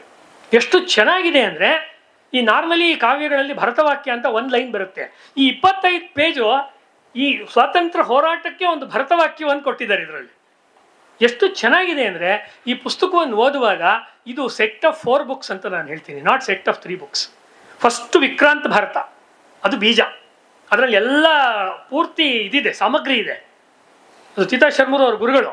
ಆಮೇಲೆ ಅದನ್ನು ಅಜೇಯದಲ್ಲಿ ಎಷ್ಟಾಗತ್ತೋ ಅಷ್ಟನ್ನ ತೆಗೆದುಕೊಂಡು ಡಬ್ಬಿಯಿಂದ ತೆಗೆದು ಪದಾರ್ಥ ಬಳಸ್ತಾರಲ್ಲ ಹಾಗೆ, ಆಮೇಲೆ ಅದಮ್ಯದಲ್ಲಿ ತೊಗೊಂಡು ಮಿಕ್ಕಿದ್ದೆಲ್ಲ ತೋರಿಸಿ ಒಂದು ದೊಡ್ಡ ರಾಜಭೋಜನ, ದೊಡ್ಡದು ಅದೇನು ಹೇಳ್ತಾರೆ 36 ಸ್ಕೋರ್ ಮೀಲ್ಸ್ ಅಂತಾನೆ ಏನೋ ಹೇಳ್ತಾರಲ್ಲ, ಆ ರೀತಿ ಒಂದು ಉಣಬಡಿಸಿರುವಂಥ ಕೃತಿ. ಅರಸುಗಳಿಗಿದು ವೀರ, ದ್ವಿಜರಿಗೆ ಪರಮವೇದದ ಸಾರ, ಯೋಗೀಶ್ವರರ ತತ್ವ ವಿಚಾರ, ಮಂತ್ರಿ ಜನಕ್ಕೆ ಬುದ್ಧಿಗುಣ, ವಿರಹಿಗಳ ಶೃಂಗಾರ ಅದೊಂದಿಲ್ಲ ಇದರಲ್ಲಿ. ಅದೇ ದೇಶಭಕ್ತಿ ವಿರಹಿಗಳಿದ್ದಾರೆ ಅಷ್ಟೇ. ವಿದ್ಯಾಪರಿಣಿತರ ಅಲಂಕಾರ, ಕಾವ್ಯಕ್ಕೆ ಭೂಷಣವೆನಲು ಕುವರವ್ಯಾಸ ರಚಿಸಿದ ಭಾರತವ ಅಂತ ಬರುತ್ತಲ್ಲ, ಆ ರೀತಿಯ ಒಂದು ನಮ್ಮ ಕಾಲದ ಒಂದು ಮಾಡರ್ನ್ ಕ್ಲಾಸಿಕ್ ಇದು, ಆಧುನಿಕ ಒಂದು ಕ್ಲಾಸಿಕ್ ಕೃತಿ. ಆದ್ದರಿಂದ ಬೇರೆ ಪುಸ್ತಕವನ್ನು ಓದಿದಷ್ಟು ಶೀಘ್ರವಾಗಿ ಇದನ್ನು ಓದಕ್ಕಾಗಲ್ಲ ಅನ್ನೋದೇ ಇದ್ರ ಗುಣ. ಸ್ನಿಗ್ಧತೆ ಅಂತ ಹೇಳ್ತಾರೆ ಅದಕ್ಕೆ, ವಿಸ್ಕಾಸಿಟಿ ಅಂತ ಫಿಸಿಕ್ಸಲ್ಲಿ ಒಂದು ಮಾತು ಹೇಳ್ತಾರೆ. ಈ ಕೆಲವು ನೀರನ್ನು ಹಾಕಿದ್ರೆ ಬೇಗ ಹರ್ಕೊಂಡು ಹೋಗುತ್ತೆ, ಅದೇ ಯಾವುದೋ ಒಂದು ಹರಳೆಣ್ಣೆನೋ ಇನ್ನೊಂದು ಯಾವುದೋ ಕಡಲೆಕಾಯಿ ಎಣ್ಣೆ ಹಾಕಿದ್ರೆ ನಿಧಾನಕ್ಕೆ ಹರಿಯುತ್ತೆ. ಯಾಕೆಂದರೆ ಇದು ತನ್ನ ಚೆಲುವನ್ನು, ತನ್ನ ಒಳಗಿನ ಒಂದು ಹೃದಯ ಭೇದಕವಾದ ಮಾತುಗಳು, ಕಥೆಗಳನ್ನು ನಿಧಾನಕ್ಕೆ ಬಿಟ್ಕೊಡ್ತಾ ಹೋಗುತ್ತೆ. ಕೊನೆಯಲ್ಲಿ ಈ ಜತೀನ್ ಮತ್ತು ಬಲಿದಾನ ಇದೆಯಲ್ಲ, ಇದು ಕ್ರಾಂತಿಕಾರಿಗಳ ಮೇಲೆ ಪರಿಣಾಮ ಏನು ಬೀರ್ತು ಅಂತ ಹೇಳಿದೆ. ಕವಿಗಳನ್ನು ಸೃಷ್ಟಿ ಮಾಡಿತು. ಕವಿಗಳಾಗಿದ್ದಂತಹ ಕಾಜಿ ನಜರುಲ್ ಇಸ್ಲಾಂ ಅವರು ಮಹಾಕವಿಗಳಾಗ್ಬಿಟ್ರು. ಬಹಳ ದೊಡ್ಡ ಪಾತ್ರ ಅಲ್ಲಿ ಅವ್ರದ್ದು. ಬಂಕಿಮ್ ಚಂದ್ರ, ರವೀಂದ್ರನಾಥ್ ಟ್ಯಾಗೋರ್ ಬಿಟ್ಟರೆ ಆ ಭಾಗದಲ್ಲಿ ಬಹಳ ದೊಡ್ಡ ಹೆಸರು. ಕಾದಂಬರಿನಲ್ಲಿ ಶರತ್ ಚಂದ್ರ, ಇಲ್ಲಿ ಕಾಜಿ ನಜರುಲ್ ಇಸ್ಲಾಂ. ಅವರು ಈ ಹಳದಿ ಘಾಟಿನಲ್ಲಿ, ಇದು ಹೇಳಿ ಮುಗಿಸ್ತೀನಿ, ಅಂದರೆ ನಿಜವಾಗ್ಲೂ ಮುಗಿಸ್ತೀನಿ. ಹಳದಿ ಘಾಟಿನಲ್ಲಿ ಈ ರಾಣಾ ಪ್ರತಾಪ್ ಸಿಂಹ ಮಾಡಿದ ಹೋರಾಟ ಇದೆಯಲ್ಲ ಅಕ್ಬರ್ನ ಸೈನ್ಯದ ವಿರುದ್ಧ, ಅದಕ್ಕೆ ಇದನ್ನು ಹೋಲಿಸ್ತಾರೆ. ಅಂದರೆ ಅಲ್ಲೊಂದು ಹಿಂಟ್ ಇದೆ. ಆ ಕಾಜಿ ನಸ್ರುಲ್ ಇಸ್ಲಾಂ ಹುಟ್ಟಿನಿಂದ ಮುಸ್ಲಿಮು, ಆದರೆ ಅವನು ಅಕ್ಬರ್ನ ಪರ ಇಲ್ಲ ಕಾವ್ಯದಲ್ಲಿ. ಅವನು ಈ ರಾಣಾ ಪ್ರತಾಪ್ ಸಿಂಹನ ಪರ ಇಟ್ಕೊಂಡು ಆ ರಾಣಾ ಪ್ರತಾಪ ಹೆಂಗೆ ಅಕ್ಬರ್ನ ವಿರುದ್ಧ ಹೋರಾಟ ಮಾಡಿದ್ನೋ ಆ ಚಾಸಖಂಡದ ಸಮರಾಂಗಣದಲ್ಲಿ, ಆ ಹೋರಾಟ ನನಗೆ ನೆನಪಾಗ್ತಿದೆ. ಎಂಥ ಒಳ್ಳೆ ಸಂದೇಶ ಅಖಂಡ ಭಾರತದ ಬಗ್ಗೆ ಈ ಪದ್ಯ ಕೊಡುತ್ತೆ ಅಂದರೆ, ಹುತಾತ್ಮನಾದ ಕವಿ, ಹುತಾತ್ಮನಾದ ಕ್ರಾಂತಿಕಾರಿ, ಮುಖ್ಯೋಪಾಧ್ಯಾಯ ಅವನು ಮುಖರ್ಜಿ ಅಂದರೆ ಬಂಗಾಳಿ ಇವತ್ತಿನ ಲೆಕ್ಕಾಚಾರದಲ್ಲಿ. ಅದ್ರ ಬಗ್ಗೆ ಕವನ ಬರೆಯೋನು ಬಂಗಾಳದವನು, ಮುಸ್ಲಿಂ ಕವಿ. ಅವನು ಉಲ್ಲೇಖ ಕೊಡ್ತಾ ಇದ್ದ ರಾಜಸ್ಥಾನದ ಭಾಗದಲ್ಲಿ ತೀರ್ಕೊಂಡಂತಹ ಇವನ ಬಗ್ಗೆ, ಯಾರು ರಾಣಾ ಪ್ರತಾಪ, ಹುತಾತ್ಮನಾದ ರಾಣಾ ಪ್ರತಾಪನ ಬಗ್ಗೆ ಕೊಡ್ತಿದ್ದಾರೆ. ಭಾರತವೆಲ್ಲವೂ ಒಂದೇ ಅನ್ನುವ ಭಾವನೆ ಈ ಪದ್ಯದಲ್ಲಿ ಬರುತ್ತೆ. ಚಾಸಖಂಡದ ಸಮರಾಂಗಣದಲ್ಲಿ ಹಳದಿ ಘಾಟಿಯ ಮರುದನಿ ಕೇಳಿತ್ತು, ಜತೀಂದ್ರನಾಥನ ರಣಹೂಂಕಾರದಿ ಪ್ರತಾಪ ಸಿಂಹನ ಗರ್ಜನೆ ಮೊಳಗಿತ್ತು. ರವಿ ಮುಳುಗದ ಸಾಮ್ರಾಜ್ಯದ ಪಡೆಯದು ಐವರು ವೀರರ ಹಿಡಿಯಲು ಅಲ್ಲಿಗೆ ಬಂದಿತ್ತು. ಜತೀಂದ್ರನಾಥನ ಕಿಶೋರ ದಳವದು ಸವಾಲು ಎಸೆದಿತ್ತು, ಗುಂಡಿನ ಉತ್ತರ ನೀಡಿತ್ತು. ಅಭಿಮನ್ಯು ಕುಮಾರನ ಶೌರ್ಯ ಪರಾಕ್ರಮ, ನೆಪೋಲಿಯನ್ನನ ಸಾಹಸ ವಿಕ್ರಮ, ಬಂಗಾಳದ ಹುಲಿ ಜತೀಂದ್ರನಾಥನ ಶಿಷ್ಯರ ಹೋರಾಟದಿ ಮಿಂಚಿತ್ತು. ಚಾಸಖಂಡದ ಸಮರಾಂಗಣದಲ್ಲಿ ಹಳದಿ ಘಾಟಿಯ ಮರುದನಿ ಕೇಳಿತ್ತು ಅಂತ ಅದೊಂದು 5 ಭಾಗಗಳು ಇರುವಂಥ ಒಂದು ದೀರ್ಘವಾದ ಒಂದು ಬಂಗಾಳಿ ಕವನ. ಅದನ್ನು ಒಬ್ಬರು ಹೆಸರು ಹೇಳಲು ಬಯಸದ ಒಬ್ಬ ಕಮ್ಯುನಿಸ್ಟ್ ಮಿತ್ರರ ಮೂಲಕ ಶ್ರೀನಿವಾಸ ರಾಜ್ ಅವರು ಅನುವಾದ ಮಾಡಿಸಿ ಕೊಟ್ಟದ್ದನ್ನು, ಅವರು ಶ್ರೀನಿವಾಸ ರಾಜ್ ಅವರು ನನಗೆ ತುಂಬ ಆತ್ಮೀಯರಾಗಿದ್ದವರು, ಅದನ್ನು ಈ ಪುಸ್ತಕದಲ್ಲಿ ಹಾಕಿದ್ದಾರೆ. ಅಂದರೆ ಎಲ್ಲೆಲ್ಲಿ ಇದಕ್ಕೆ ಅವರು ಹವಿಸ್ಸುಗಳನ್ನು ಅಥವಾ ಇಂಗ್ಲೀಷಿಗೆ ಕನ್ನಡಕ್ಕೆ, ಅವರು ಬಂಗಾಳಿ ಟು ಇಂಗ್ಲೀಷ್ ಮಾಡಿದ್ದನ್ನ ಬಾಬು ಅವರು ಇಂಗ್ಲೀಷಿಂದ ಕನ್ನಡಕ್ಕೆ ಮಾಡಿದರು. ಹಾಗಾಗಿ ಈ ಕವನ ಅವ್ರದ್ದೇ, ಅಂದರೆ ಇವ್ರ ಈ ಕವನ ಅವರೇ ಬರೆದಿರೋ, ಅನುವಾದ ಮಾಡಿರೋ ಕವನ ಇದು. ಹೀಗೆ ಇವರ ಕಾವ್ಯಮಯವಾದ ಜೀವನವನ್ನು ಈ ಗ್ರಂಥದಲ್ಲಿ ಅವರು ಕಟ್ಟಿಕೊಟ್ಟಿದ್ದಾರೆ. ಇದು ತುಂಬ ಚಿತ್ರಗಳಿಂದ, ಅವಾಗ ಅವ್ರು ಹೇಳಿದ್ರಲ್ಲ ಹಾಗೆ ತುಂಬ ಗ್ರಂಥಗಳು ಚಿತ್ರಗಳಿಂದೆಲ್ಲ ಕೂಡಿ ಇದು ಜೀವನ ಚರಿತ್ರೆ ಏನೋ ಅಂತ, ನಾನು ಒಂದು ಕೊನೆಯಲ್ಲಿ ಒಂದು ಕೋಸರ ಹೇಳಬೇಕಲ್ಲ, ಜೀವನ ಚರಿತ್ರೆನೋ ಏನೋ ಅಂತ ಅನ್ನಿಸ್ಬೋದು. ಯಾಕೆಂದರೆ ಒಂದು ಸಮಸ್ಯೆ ನಿಮಗೂ ಗೊತ್ತಿದೆ, ಜೀವನ ಚರಿತ್ರೆ ಹೇಳುವಾಗ ಆ ಮಧ್ಯೆ ಗ್ಯಾಪ್ಗಳನ್ನು ಬರೆಯೋಕ್ಕಾಗಲ್ಲ. ಮಧ್ಯೆ ಏನಾಯಿತು, ಏನು ಡೈಲಾಗ್ ಹೊಡೆದ್ರು, ಏನು ಮಾತುಕತೆ ಆಡಿದ್ರು ಗೊತ್ತಿಲ್ಲ. ಅಲ್ಲಿ ಯಾರಿದ್ದಾರೆ, ಗುಂಡೊಡೆಯೋ ಬ್ರಿಟಿಷ್ನವರು, ಯುದ್ಧ ಮಾಡೋ ಭಾರತೀಯರು ಬಿಟ್ಟರೆ ಅಲ್ಲಿ ಮೂರನೇವ್ರು ಯಾರೂ ಇಲ್ಲ. ಅದನ್ನು ಇವರ ಕಲ್ಪನೆ ಅಂದರೆ ಆ ಚೌಕಟ್ಟಿಗೆ ಹೊಂದುವಂತಹ, ಒಪ್ಪುವಂತಹ, ಸತ್ಯಕ್ಕೆ ಅತ್ಯಂತ ನಿಕಟವಾದ ಪ್ರಾಮಾಣಿಕವಾದ ಒಂದು ಸಾಲುಗಳ ಮೂಲಕ ಅವರು ತುಂಬಿಸಿದ್ದಾರೆ. ಅದನ್ನು ಇವ್ರು ಬರೆದಿದ್ದಾರೆ. ಏನು ಭಾಳ ದೊಡ್ಡ ಪುಸ್ತಕ ಅಲ್ಲ, ಕೇವಲ 734 ಪುಟಗಳ ಗ್ರಂಥ ಅಷ್ಟೇ ಇದು. ಇದನ್ನು ಸಣ್ಣಕ್ಷರಗಳಲ್ಲಿ, ಡಬಲ್ ಲೈನ್ ಸ್ಪೇಸಿಂಗ್ ಇಲ್ಲ ಇದರಲ್ಲಿ, ಅದನ್ನು ಅವರು ಬರೆದಿದ್ದಾರೆ. ಇದು ಮಜಾ ಅಂದರೆ ಇದು ಅನೇಕ ಮರುಮುದ್ರಣಗಳನ್ನು ಪಡೆದಿದೆ. ಹಾಗಾಗಿ ಅವನು ಹುಲಿಯನ್ನ ದೊಡ್ಡದಾಗಿರೋ ಹುಲಿ ಅದು ಎಗರು ಬೀಳತ್ತೆ. ಹೀಗೆ ಮೊನ್ನೆ ಕೂಡ ಬಂದಂಥ RRR ಸಿನಿಮಾದಲ್ಲಿ ಅದೊಂದು ಸೀನ್ ಇದೆ, ನೀವು ನೋಡಿರ್ಬೋದು RRR ಸಿನಿಮಾದಲ್ಲಿ. ಹಾಗೆ ಮೈ ಮೇಲೆ ಬಿದ್ದಂಥ ಹೆಬ್ಬುಲಿಯನ್ನು ಒಂದು ಸಣ್ಣ ಚಾಕು ಅದನ್ನು ಇಟ್ಕೊಂಡು ಅವನು ಹೋರಾಟ ಮಾಡಿ, ಇವನು ಚಿಕ್ಕ ಹುಡುಗ ಇದ್ದಾಗ ಅದನ್ನು ಅವನು ಕೊಲ್ತಾನೆ. ಚೆನ್ನಾಗಿ ಅವನು ವ್ಯಾಯಾಮ ಮಾಡಿ ದೇಹವನ್ನು ಬೆಳೆಸಿರೋನು ಮತ್ತು ಸಂಸ್ಕೃತಿಯನ್ನು ಬೆಳೆಸ್ಕೊಂಡಿರೋ, ಸರ್ಕಾರದಲ್ಲಿ ಕೆಲಸ ಮಾಡ್ತಿದ್ದವನು ವಾಪಸ್ ಅವನು ಅಗಜತೀನ್ ಕೂಡ. ಅವನು ಹುಲಿಯನ್ನು ಕೊಂದಿದ್ದು ದೊಡ್ಡ ಸುದ್ದಿ ಆಗತ್ತೆ. ಹುಲಿಯನ್ನು ಕೊಂದಿದ್ದಕ್ಕೋಸ್ಕರ ಅವನ ಸುದ್ದಿ ಆಗತ್ತೆ, ನಮಗೆ ಗೊತ್ತಾಗಲ್ಲ. ಪಕ್ಕದ ಸೊಂಟದಲ್ಲಿ ಕತ್ತಿ ಇಟ್ಕೊಂಡಿರೋ ಟಿಪ್ಪು ಸುಲ್ತಾನ್ ಅವನು ಹುಲಿ ಕೊಂದ ಅಂತ ಹೇಳ್ತಾರೆ. ಅವನು ಕತ್ತಿ ತೆಗೆದು ಯಾಕೆ ಕೊಂದಲಿಲ್ಲ ಅಂತ ಯಾರೂ ಹೇಳಿಲ್ಲ ಇದುವರೆಗೂ. It's A very golden question. ಅವನ ಚಿತ್ರದಲ್ಲಿ ಯಾವಾಗಲೂ ಒಂದು ಕತ್ತಿ ಇರುತ್ತೆ. ಆಮೇಲೆ ಪ್ರತಾಪ್ ಸಿಂಹ ಹಿಂದೆ ಬರೆದಂತೆ ಅವನು ರಾಕೆಟನ್ನು ಕಂಡುಹಿಡಿದಿದ್ರೆ, ಇವರು ಹೇಳಿದರು, ನಮ್ಮ ಮಾಜಿ ರಾಷ್ಟ್ರಪತಿಗಳು ಹೇಳಿದರು, ಅಬ್ದುಲ್ ಕಲಾಂ, ಅವನು ರಾಕೆಟನ್ನು ಕಂಡುಹಿಡಿದಿದ್ದೇ ನಿಜ. ಆದರೆ ಟಿಪ್ಪು ಸುಲ್ತಾನ್ ಅದನ್ನು ಬ್ರಿಟಿಷರ ಮೇಲೆ ಅದನ್ನು ಓಡಿಸ್ದೆ, ಅವನು ಹಾರಿಸ್ದೆ, ಏನು ಮಾಡ್ತಿದ್ದ ಅವನು?